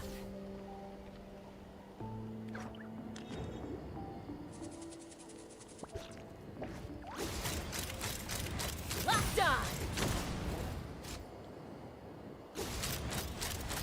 Locked on! There we go.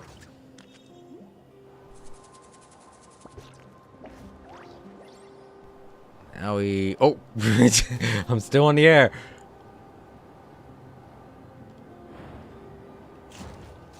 Whoop.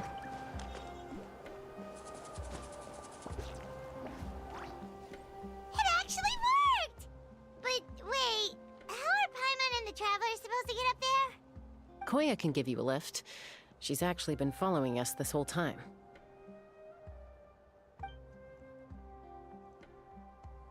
Wow, Paimon didn't notice at all.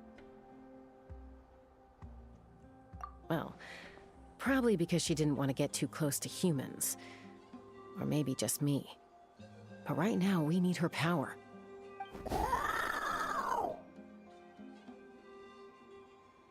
Whoa, you didn't even have to summon her.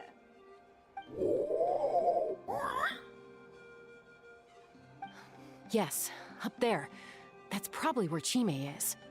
All right, let's go have a little talk with this T'Pol. Alrighty. Up we go.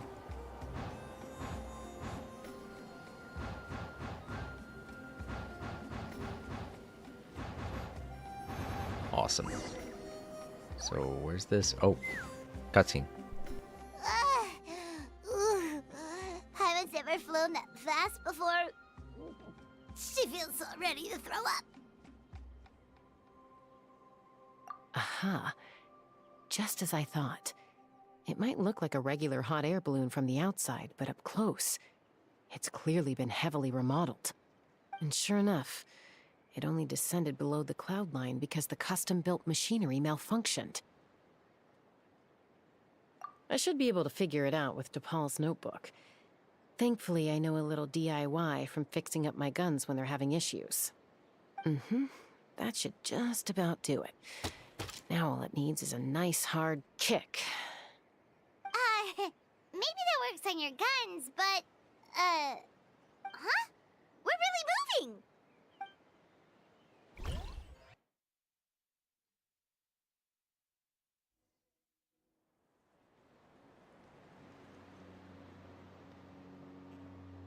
Here it is!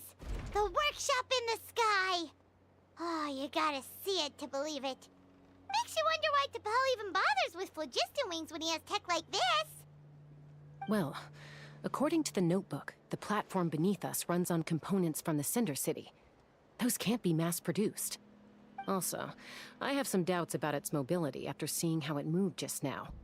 For someone like T'Pol who dreams of flying freely, this definitely doesn't cut it. But if he's got that relic, he should be able to make a set of prototype wings for himself, right? Why bother making a whole flying workshop so he can mass-produce them?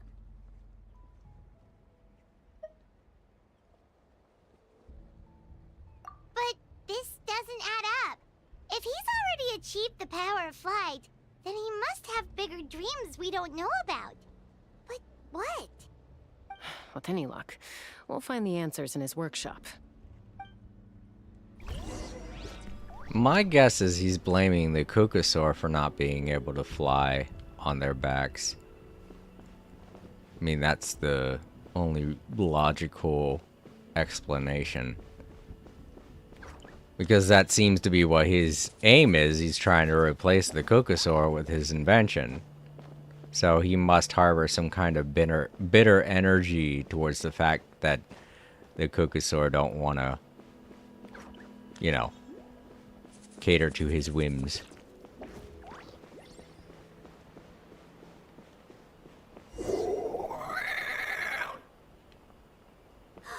Kukusaurus! Seems like the merchants were right. T'Pol's using them for his own ends. I'll bet that mechanism on top of the cage opens the door. Let me give it a try. Bang, bang. Be free.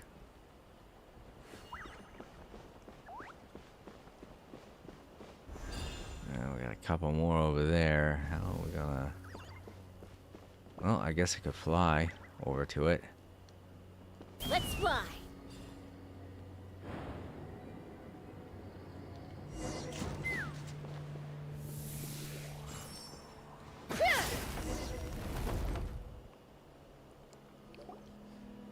Why won't it fly away like the others? Is it... She's still breathing, but barely. By the looks of it, T'Pol was using these cages to extract phlogiston from the Kukasaurs. Once a Kukasaur is drained of phlogiston, it becomes too weak to move. We'll have to come back for these ones after dealing with T'Pol.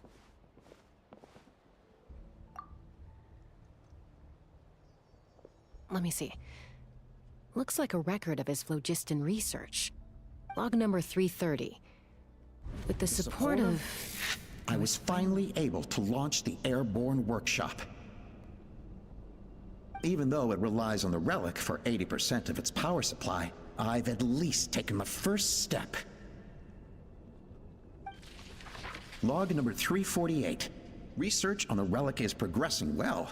I should be able to replicate the technology and scale up production very soon. Has proposed a name for this groundbreaking invention. The phlogiston wings.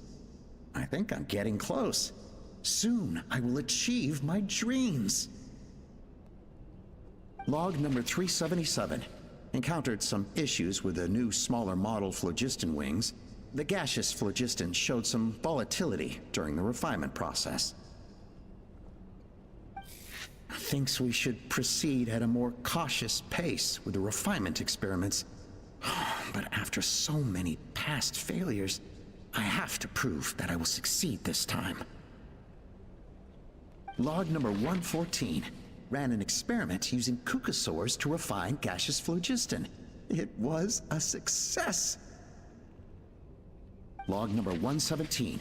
I have started recruiting merchants and hunters to capture wild Kukasaurs. Log number 121. Major breakthrough in the efficiency of phlogiston yield. Huh? So many parts have been crossed out! Yeah, probably the contact he alluded to in his other notebook. Guess he has a benefactor. Did anyone else notice how the numbering system in this notebook suddenly changed halfway through? We haven't got time for textual analysis, I'm afraid. Grab the notebook and let's press on. Okay. Let's see. Oh, poor guy.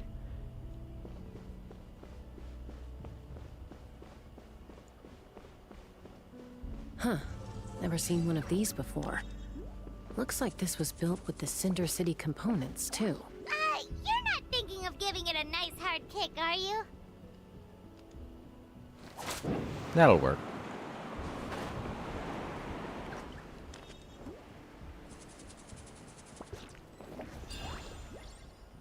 All right.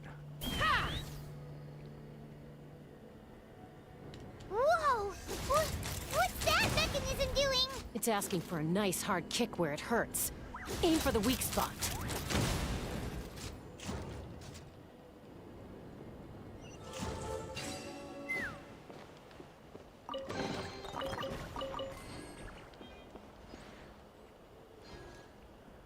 I guess that was just to unlock that treasure chest.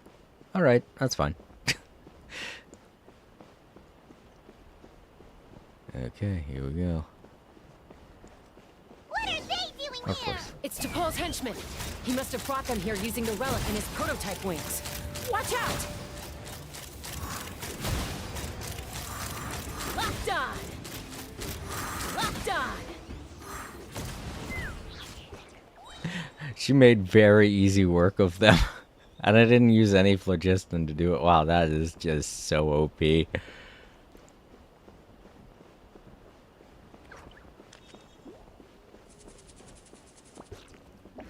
She's really cool. I like her character. I would love to roll for her, but I know. I'm not into the archer characters. I'm not. She doesn't focus too much on archery, though. That's the thing. Hey, look here! More of T'Pol's notes!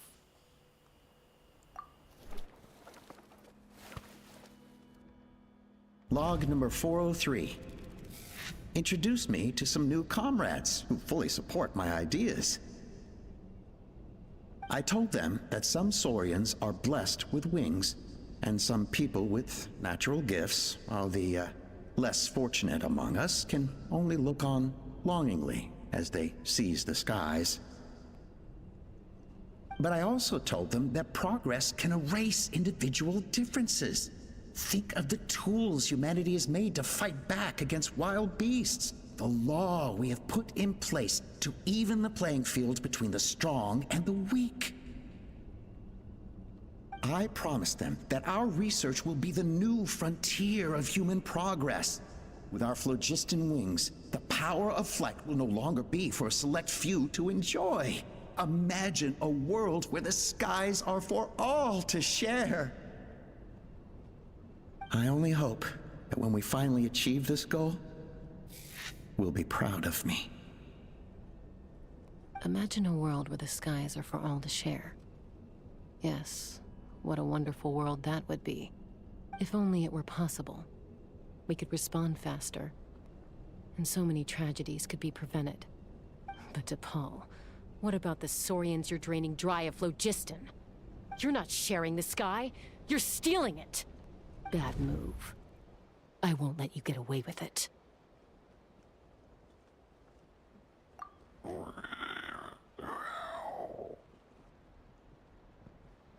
I'm fine. Let's keep moving. I don't think we'll find anything else here.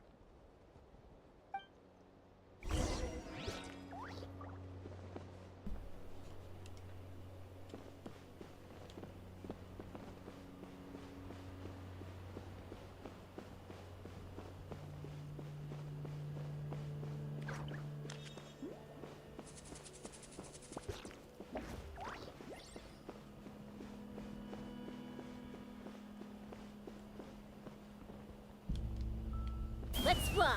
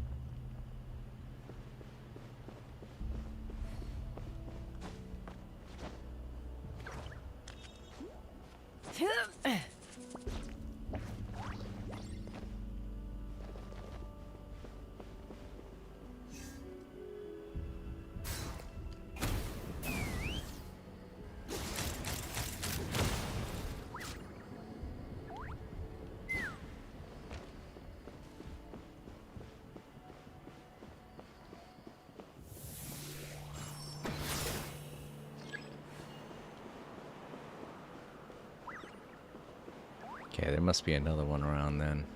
Oh, we got fire here. Some torches we could light. Maybe that's the answer.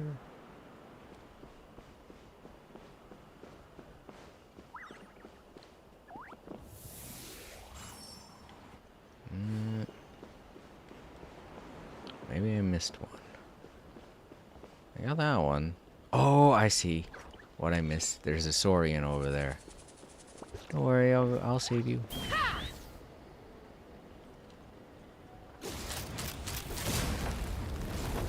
There you go, be free. Oh, almost landed right outside there. Okay.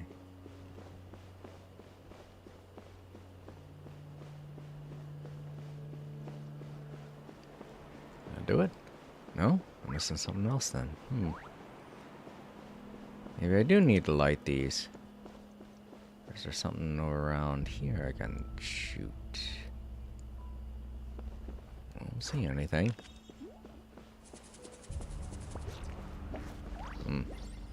Let's go back then. I must be missing something.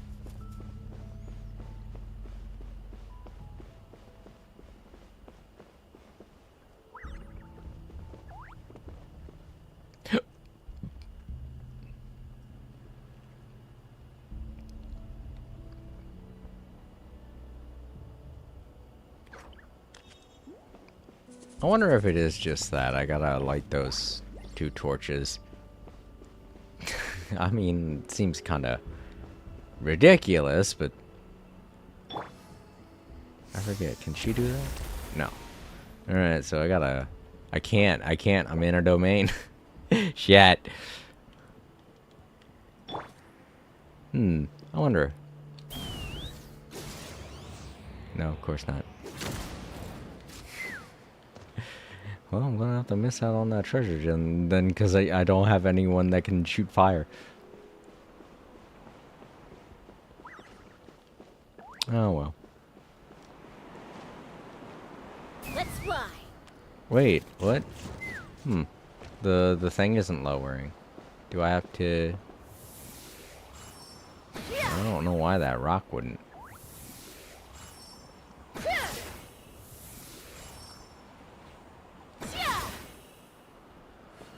Is it supposed to lift that up? Maybe I'm supposed to shoot the balloons? No, that don't look right. Yeah, they don't pop. Not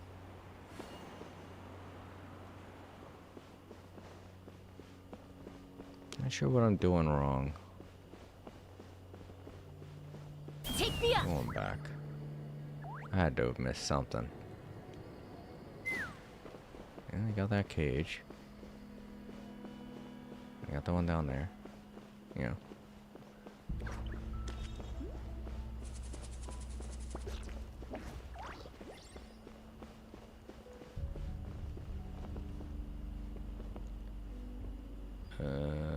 There's nothing in that one.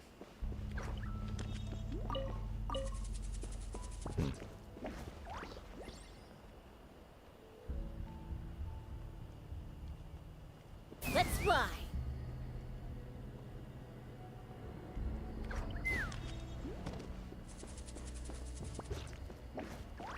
It's weird. You would think that Take me up. goes down.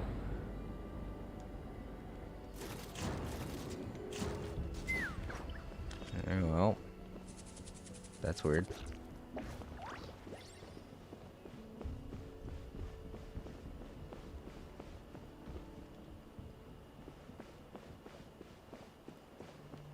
Huh.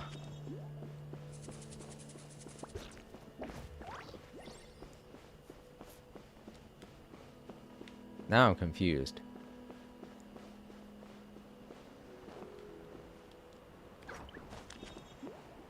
Yeah, I'm supposed to go that way. Let's fly.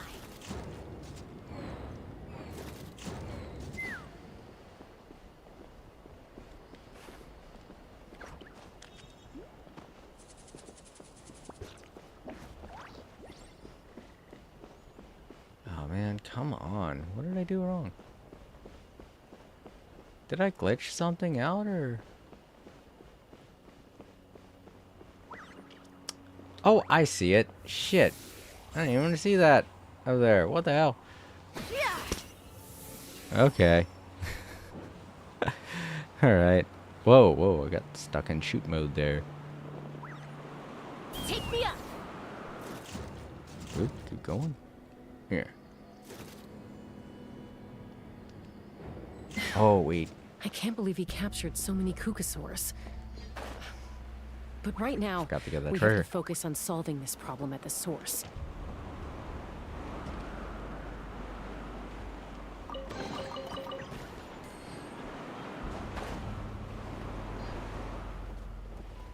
To be fair, I could have just done this. I keep forgetting. It's just the flying gun thing is cool.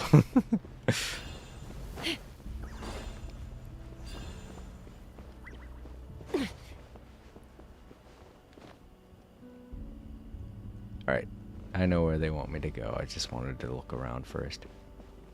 Okay, what's going on?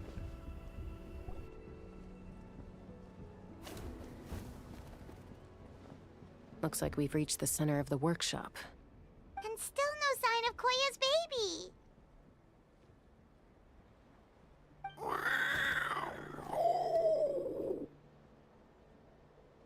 Let's search this area for now. If we still can't find Chime, we'll double back.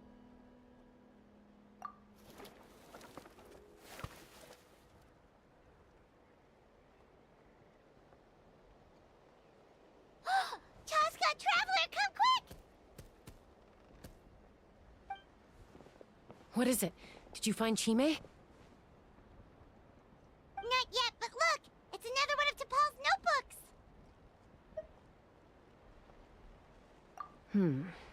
All right.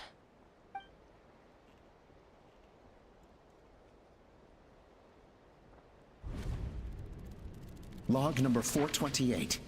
We decided to restart the experiments on phlogiston refinement, but without telling.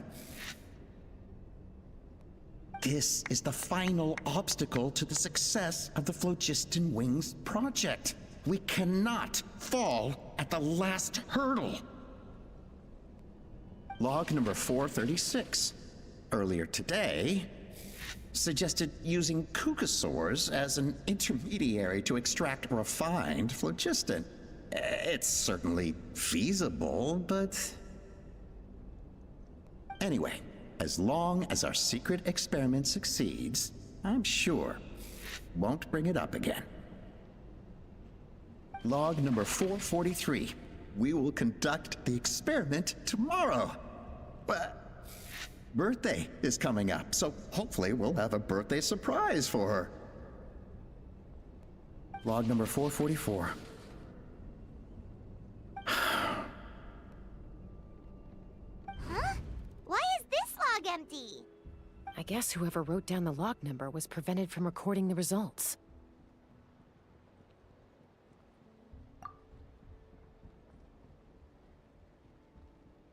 Log number 0. We lost many comrades in the accident. Among them are friends, lovers, and children. But we cannot stop now. We will keep their legacy alive and carry their dreams forward. As of today, we are scrapping the artificial refinement method. Instead, we will focus all our efforts on phlogiston extraction from live Kukasaurs.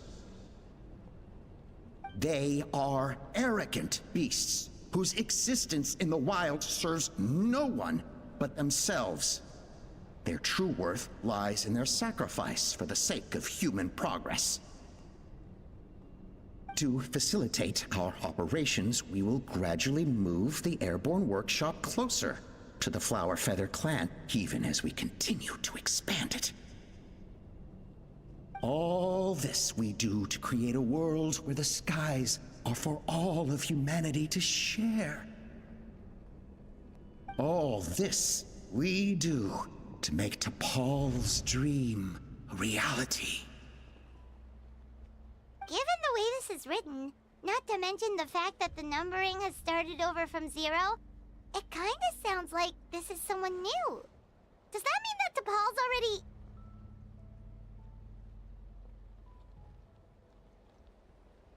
There's also a letter tucked in the end of the notebook. It's from Puma.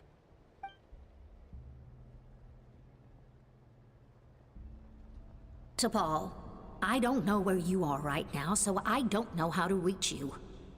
My best bet is to send this letter to the Flower Feather clan. Your father is gravely ill. Oh, I know we've had our differences in the past, but he is still your father. Won't you come and visit him? Please. I know you never liked him and cared even less for me. All you ever yearned for is the sky. And your birth mother. But we'll still be waiting here for you if you do come back. This may be the last chance you'll get to see your father. So Puma's not T'Pol's real mom? Huh. Well, she did say he never called her mom, but I might assume she was just venting. We know that T'Pol's father passed away quite recently, and this letter looks recent. By contrast, the writing in this notebook is old and faded.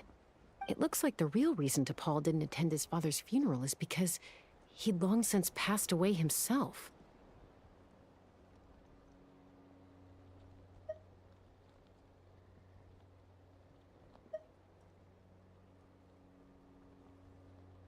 If we ask ourselves why this letter was sent to the Flower Feather clan, why T'Pol always yearned for the sky, and how he got his hands on a relic from the Cinder City, it all points to one answer. That's right. T'Pol was my child. He was born during my days as a wingless wanderer. His birth gave me new hope. I wanted to become the kind of mother who spent her days as a valiant rider, soaring the skies. Not an aimless, wingless nobody. But his father wanted to settle down, to give his child a safe, sheltered life in his tribe. We fought about it constantly, until the love we once had for each other was gone. He started a new family, with another traveler who was also looking to return home. And I went back to the Flower Feather clan, alone. I had no idea that despite being raised among the children of echoes, my child still harbored dreams of the skies. Can you imagine, Chaska? The joy and surprise I felt when he showed up at my door, asking to join the flying trials. Or how proud I was when he said he wanted to prove his own worth, rather than relying on my position as elder. And then the anguish that overcame me when he was rejected by the Kukusaurs and became wingless, just as I had after my injury. You've got a lot of nerve showing your face here. Don't take this the wrong way, Chaska. I'm not here for a fight. I just want to talk. Isn't that your preferred way to resolve things? I trust you've learned of T'Pol's wish on your way here. A world where the skies are for all of humanity to share. If only his dream can be realized, no one will ever have to lose their wings again. Our aerial prowess will be greater than ever before. War will never again come at such a great cost. The loss of Koichi is a tragedy that need never be repeated. So tell me, Chaska, do you really wish to see the phlogiston wings forever grounded and gathering dust? Nothing you've said excuses all the conflict you've caused. You mean the argument back at the tribe? It was a necessary measure. Sometimes this is the only way to accelerate the pace of progress.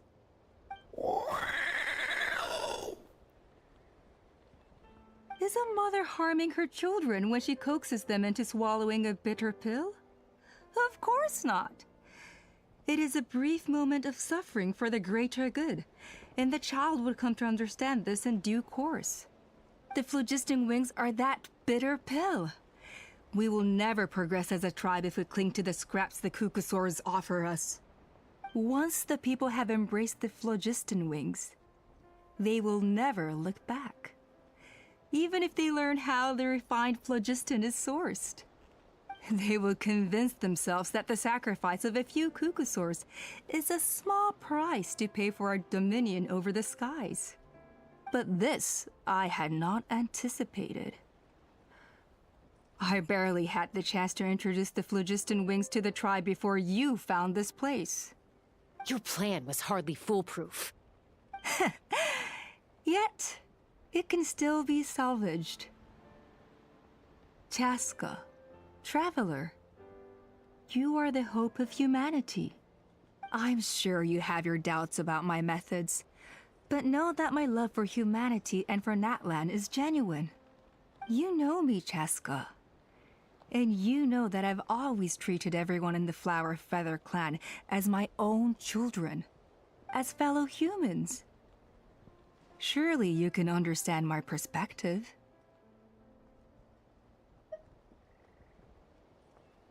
Alpa, Natlan doesn't belong to humans alone. And truthfully, neither do I.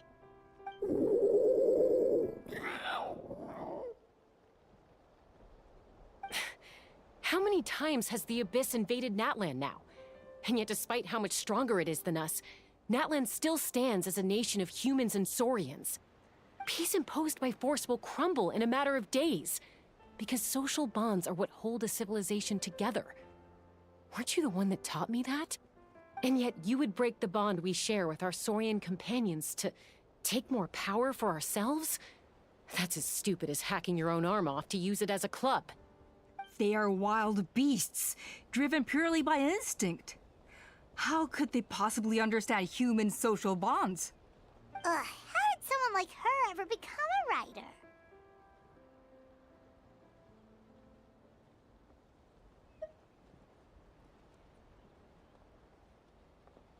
Ha!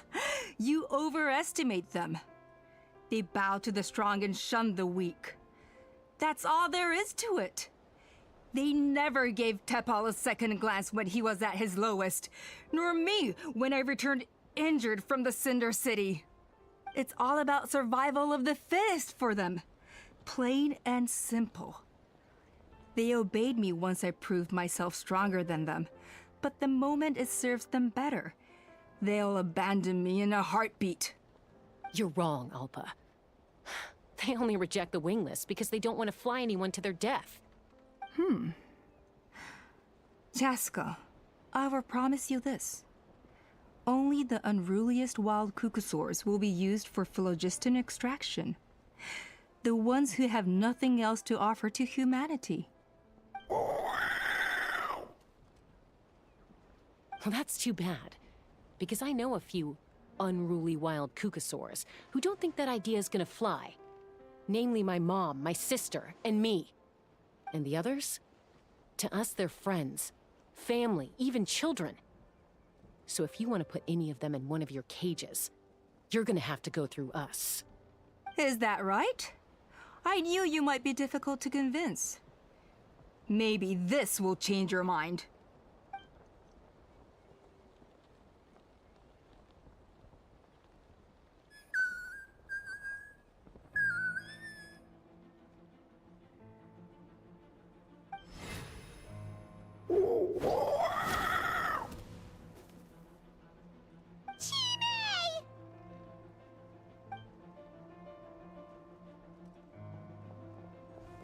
Alpa! Careful! Don't make any rash decisions. Unless you want to see her suffer.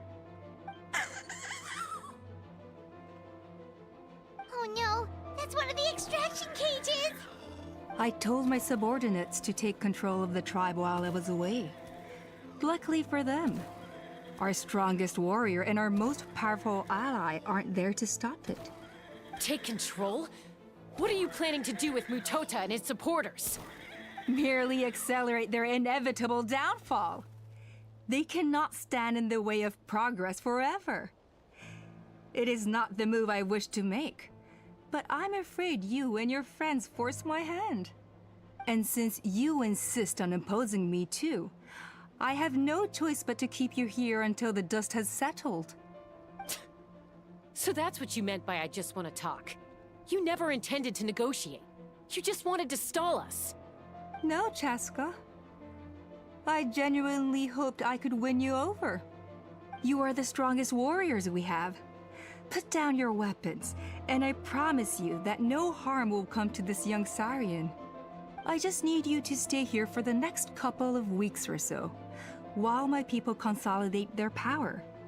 Then, I will give her back to you, and you'll be free to leave.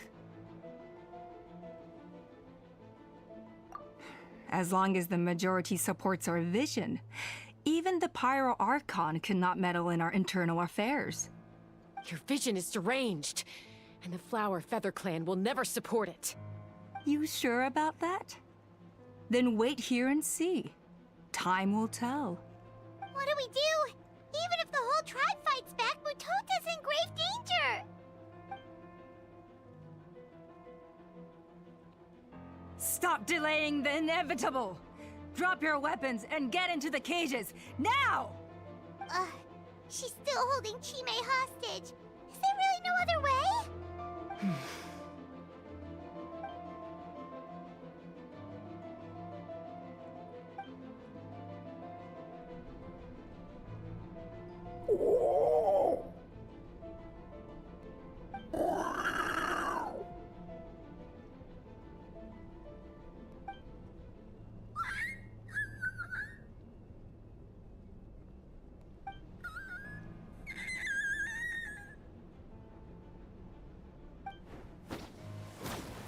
Koya?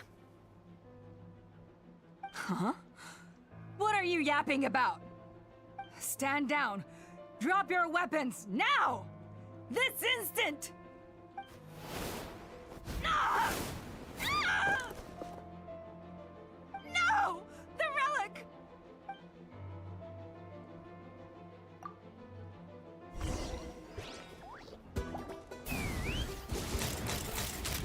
Lapta! Give up, Alpa. We're negotiating. Which will it be? Hey, something's up with this relic! I got it! Open fire! Cool it down. Ah!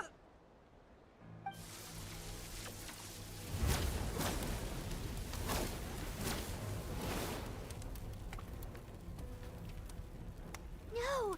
What is she doing? She'll bring us all down with her! But why? We stabilized the relic! Maybe it got damaged in the fight. If we don't think of something fast, this whole workshop is gonna fall apart. No. They're directly beneath us. My beloved tribe!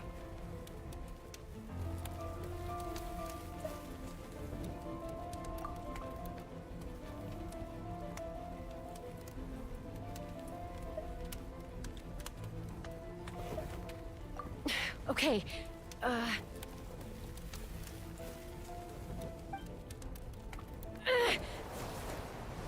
It's too powerful. This ain't a toy like last time. I don't think I can just throw it aside.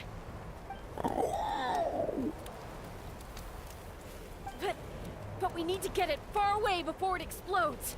Then the tribe will be safe, and so will this workshop. Koya, remember when we were kids? Come on, let's take this thing high up into the sky.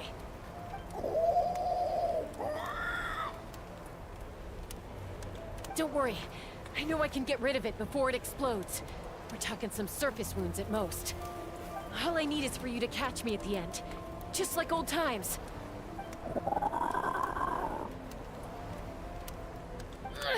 I can't hold it back anymore. We have to go. Don't be insane! Alpa! What are you... You're a fool, Chaska! Why would you choose such a risky solution? We cannot entrust the safety of our tribe to this wild Saurian! I'm the fool. You really think you can stand a better chance than me? Sure, it may be asking too much for an ex-wingless to escape the blast radius in time. But I can fly it a safe distance away, even if it's the last thing I do.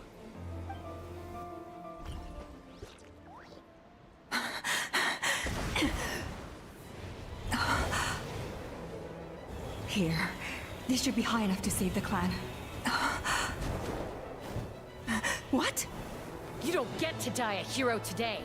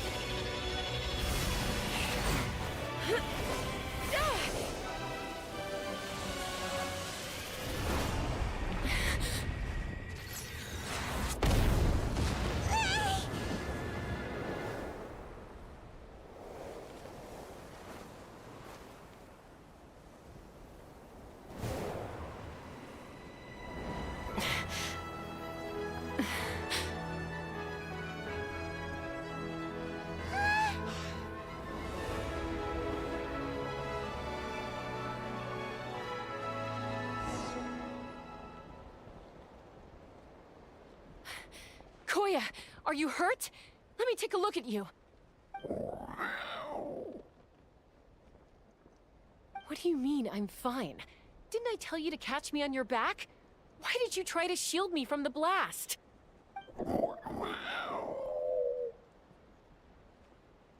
Accident? Yeah, right. Seriously, you're as stubborn as ever. Chaska! Koya! How are things looking here?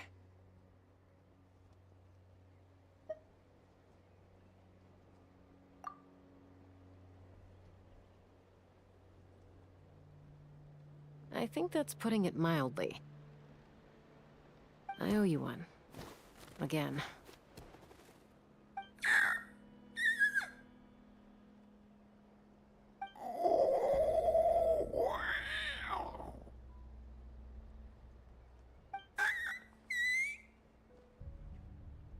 Oh, but be honest.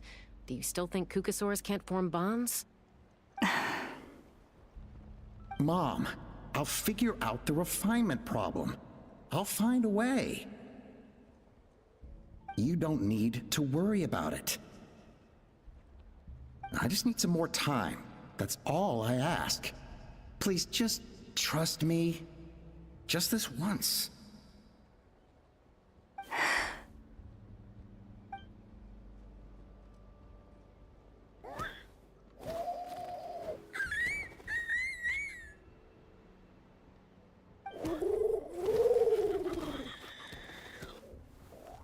The Flower Feather Clan yield to the strong. And it's up to the winners to define what strength means. So it looks like it's my turn to yield.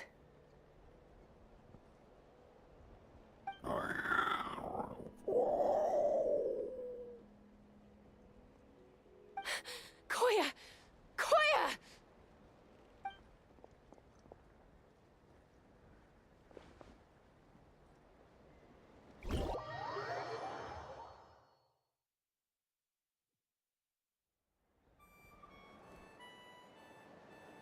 So, you're absolutely sure it's not because of the explosion? Yes, for the 10,000th time, I'm sure. The blast barely touched her. The reason she fainted was old injuries playing up, compounded by overexertion in recent days. The moment she finally relaxed, all the built-up stress finally caught up with her. And no wonder. Honestly, she's just like you. Anyway, now you know how we feel when you go off risking life and limb. Your mother and I would both appreciate it if you lived less dangerously. You know she wrote to me from the Masters of the Nightwind, just to scold me for not doing enough to keep an eye on you. If she wasn't so busy with work, you can bet she'd come back here and chew us both out in person. I'll find an opportunity to apologize to her. I promise. You'd better. No more avoiding us, okay? And don't get me started on all the checkups you've missed. Got it. Got it. Huh? Koya? You're awake. I'll go let everyone know. Hey, but we're not done talking. Ah. What are we gonna do with her, Even after everything that's happened, she still hasn't figured out how to start the conversation with you. She keeps saying, I don't think Koya has forgiven me yet. But if you ask me, she's the one who's scared to open up and have an honest conversation. For all her confidence, she's a very sensitive soul underneath. You'd think as a peacemaker, she of all people would know how to reconcile with her family after a falling out. She must have been a handful growing up. Thank you for being there for her. And of course, thank you for keeping her safe when you were up there in the sky. Koya, Uncle Cusco, we're here! Ha! I was just telling her that she's not to go chasing danger with Chaska ever again. Cusco, I understand how you must feel. But it's all thanks to Koya and Chaska's efforts that the airborne workshop didn't come crashing down on our heads. Oh, Paimon almost forgot to ask. They didn't hurt you while we were gone, did they? Thankfully, when her co-conspirators tried to arrest me, I was out coaching Koyer and Junan. The two of them were a huge help. They took care of things while I went around rallying the resistance. So, in the end, Alpa's would-be revolt didn't really get off the ground. And as it turns out, not all of the wingless want to see our dear Saurian friends replaced with phlogiston-powered gizmos. I'm so sorry you got mixed up in this, by the way. We should have caught on to Alpa's scheme sooner. We could have saved so many Kukasaurs from getting hurt. Most of the airborne workshop has now been dismantled. We've just left one small, harmless part intact, and repurposed it as a jail for Alpa and her cronies. Let's see how they like being locked up in a sky prison!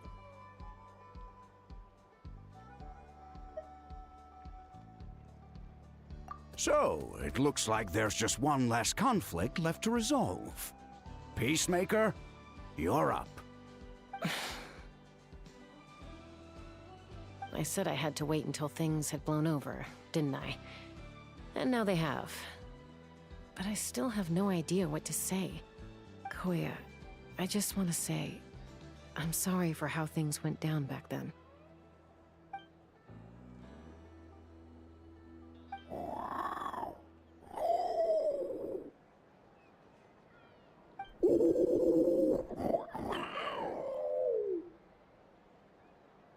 Huh? Does this mean you're not mad at me anymore? There's that family likeness coming through again. But that day, when we ran into each other...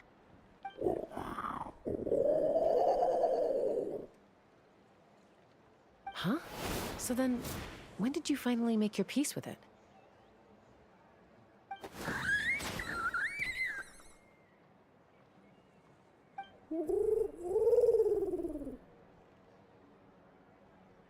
Oh, it's Chime and Chimpu! They're here too!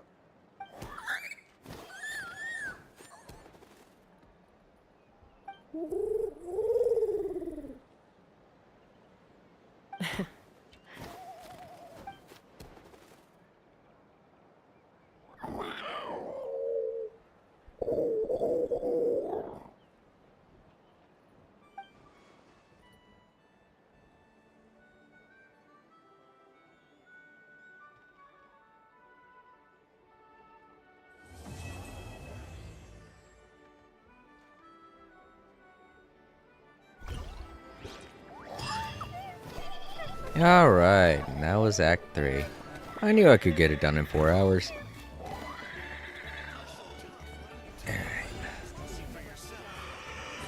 Alright, let's see what I have to say. I mean, I'm pretty sure we won't really be able to tell what they're saying. Just do this real quick. Happiness. Hooray. Are they around? Huh. I guess not. Weird. I thought I'd see them kinda hanging out. I mean, I knew I'd see these two. Oh wait, no, this is a different Kokosaur.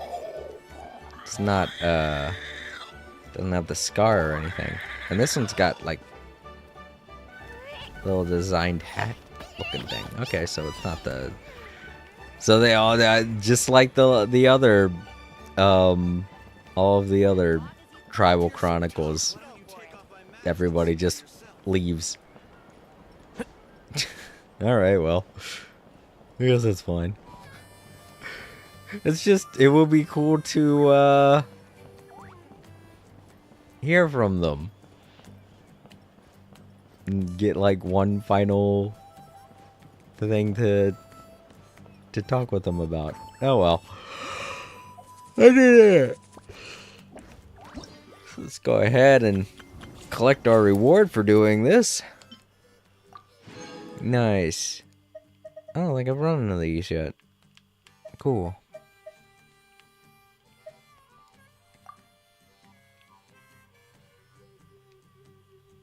Right, and Chaska's a really, really cool character. I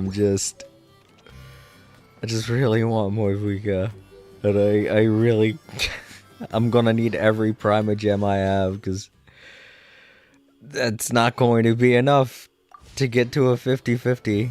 Because I think I need about 40, and that's not enough for 40.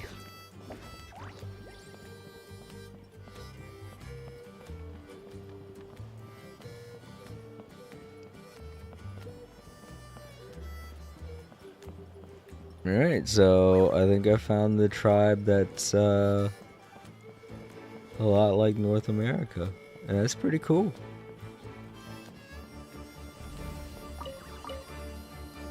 I really like that story. I know a lot of people didn't really seem to care for this story, and they're looking more forward to more of the Archon quests, but I liked this one. This one was pretty good. Had a lot of heart. And he got to play as a really cool character. I wanted to see her, I wanted to use her special near the end there, but God, I was just... her burst move is so OP. It's like, why bother using her, her special ability? It's just not as powerful. Alright, let's fly around for a little bit before we go. To the top of the mountain. Yeah. Woo! Awesome.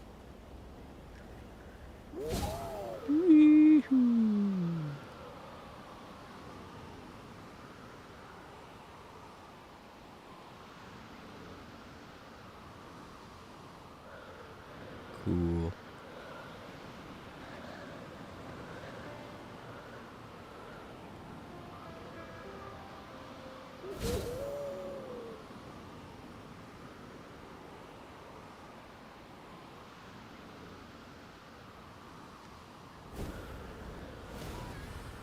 You can glide along for a pretty decent amount of time. Even after you run out of phlogiston. It's just you're falling a lot faster. So you're losing altitude. That's the kicker. Alright, sweet. So that's pretty cool. Oh, I could have flown up there and gotten that and unlocked the rest of that. Or at least some bit of it. I don't know. There's still a lot left to explore, which I plan to do at some point.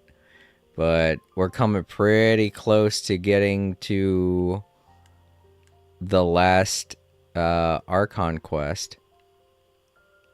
And oh wait, no, I think it is already available, right? Wait, I want to warp back to... Oh, right here. Get back to here.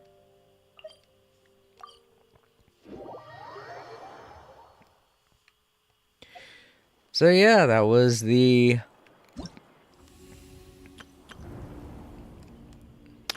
what's it called? What's it called? Oh yeah. Of Fading Flowers and Falling Feathers. Tribal Chronicles quest. Starring Chaska. Was a lot of fun. And there's no reason to do it immediately. I just wanted those prizes. If you want the prizes, you still have a week left to get this done, and you'll get the prizes. But even after that week's over, you can still do the tribal quest. It's one of those things that's always available, and it doesn't have a time limit. It's just these prizes here you won't be able to get. But yeah. Next time I play, I think I'll take care of this. It looks like the 4th installment of the Archon quest, which is pretty interesting. I honestly didn't think it was going to show up this soon. I thought it would be closer to the end of this month, but that's cool. I'm happy. And I wish it would let me know, but I think the prize for completing this Archon quest is already over. So, if not, then good luck getting it. But this is what we're doing next time I play. What else do we got? This right here and this right here all require me to go about looking for every single treasure chest in the 2 new areas.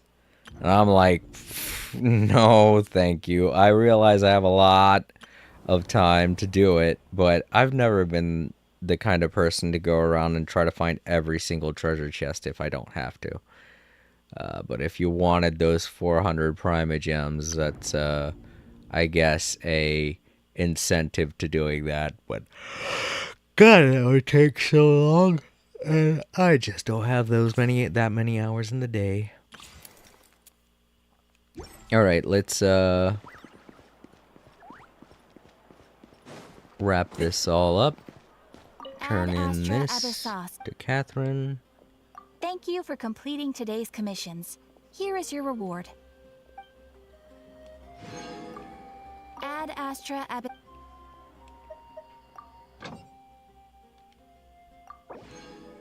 Send them all out again.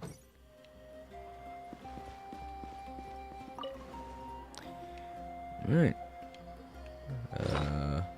Oh, yeah, that quest expired a while ago. It was the birthday event for Nahida. I think this right here. I just unlocked the thing for it. Right? Yeah, there it is. Cool. So, let me see. If that is down there, then that means the other 2 tribal quests that are going to be available will be over there. So, yeah, we are really, really far away from being done. Because we got 2 more tribal quests over there on that side. And then there are 3 tribal quests on the other side. And I don't know when those are going to show up. Maybe next year. But yeah, we are far from done. We are far from being done with Natlin. Natlin's going to be pretty long. Okay, let's see. I think we also got some Prima Gems from achievements.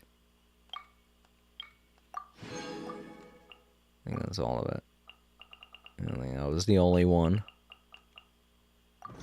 Okay, now let's take a look and see how many Prima Gems have I gotten now in total. That's a pretty decent amount.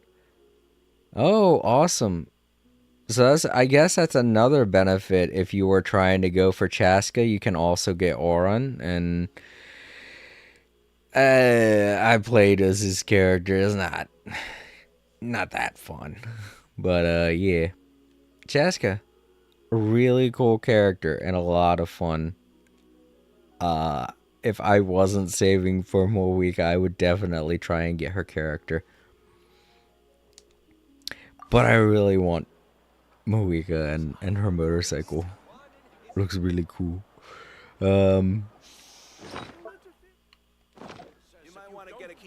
Yeah, that flying gun is really sweet though too. It's just such a hard decision. But I'm gonna wait. Like I said, I just don't have enough Primogems right now anyway, so it's better I roll for Mohica, because by that time I should have enough. I feel like I'm halfway there. I can't remember what I calculated, but I feel like I need like 4,000 in order to get my next 50-50, or more than that, and I'm only halfway there. So there would be no way I'd spend all of those Primogems, and then I probably wouldn't even get Chaska, and I would have wasted them all, and I wouldn't get Chaska or Mohica. So if I wait, I'll at least have a better chance of at least getting Mohica, and I think I'll go with that, you know? Is there anything else? There's the test runs, but I can do those next week, because then I get to try out more of her special I didn't really get to do. I didn't get to try out Oron again, because he's not, from what I remember when playing as him, he wasn't all that great, but I'm sure there's something to him that people like. But yeah, other than that, I'm also going to be taking care of whatever this is. I don't think it's an Archon quest. I think it might be a Tribal Chronicles? Maybe. I mean, it does have to deal with the Masters of the Nightwind, and that is the next tribal quest that I'm supposed to be going on. Alright, everybody. Let's head back, and I'll give thanks to everyone and whatnot.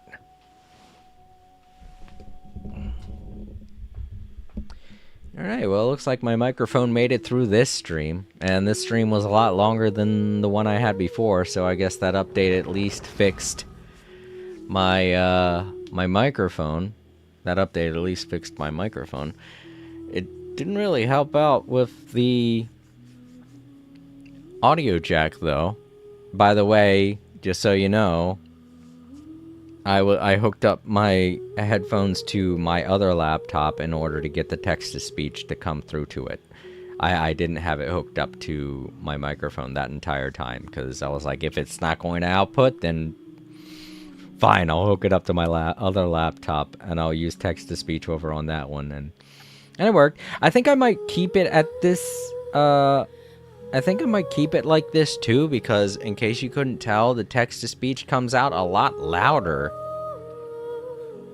that way. And I don't know what that's about, but meh, it works. So I'm all for it if it works, and I can hear a lot better.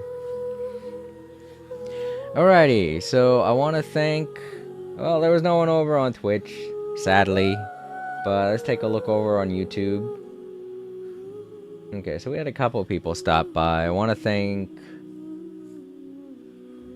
Glitch Trap Bugato. Thank you so much for stopping by and saying hello. It was nice meeting you. I hope to see you again sometime in chat. Thank you to Moonlit Ghost. Thank you so much to Moonlit Ghost. They stopped by and they hung around for a while. It was very nice meeting you, and I hope to see you again in the stream. I'm glad you enjoy what you saw and that you're okay with watching me do the story stuff, because a lot of people like to watch when I'm doing the chill stream, because then I can have better conversations and I'm not so focused on the game and I can focus more on conversation. And thank you to Raiden. Thank you so much, Raiden. I can tell you're a Genshin Impact fan, so if you like what you saw, feel free to come back. And I hope all three of you subscribed, because it would be nice to have you guys show up in the chat more.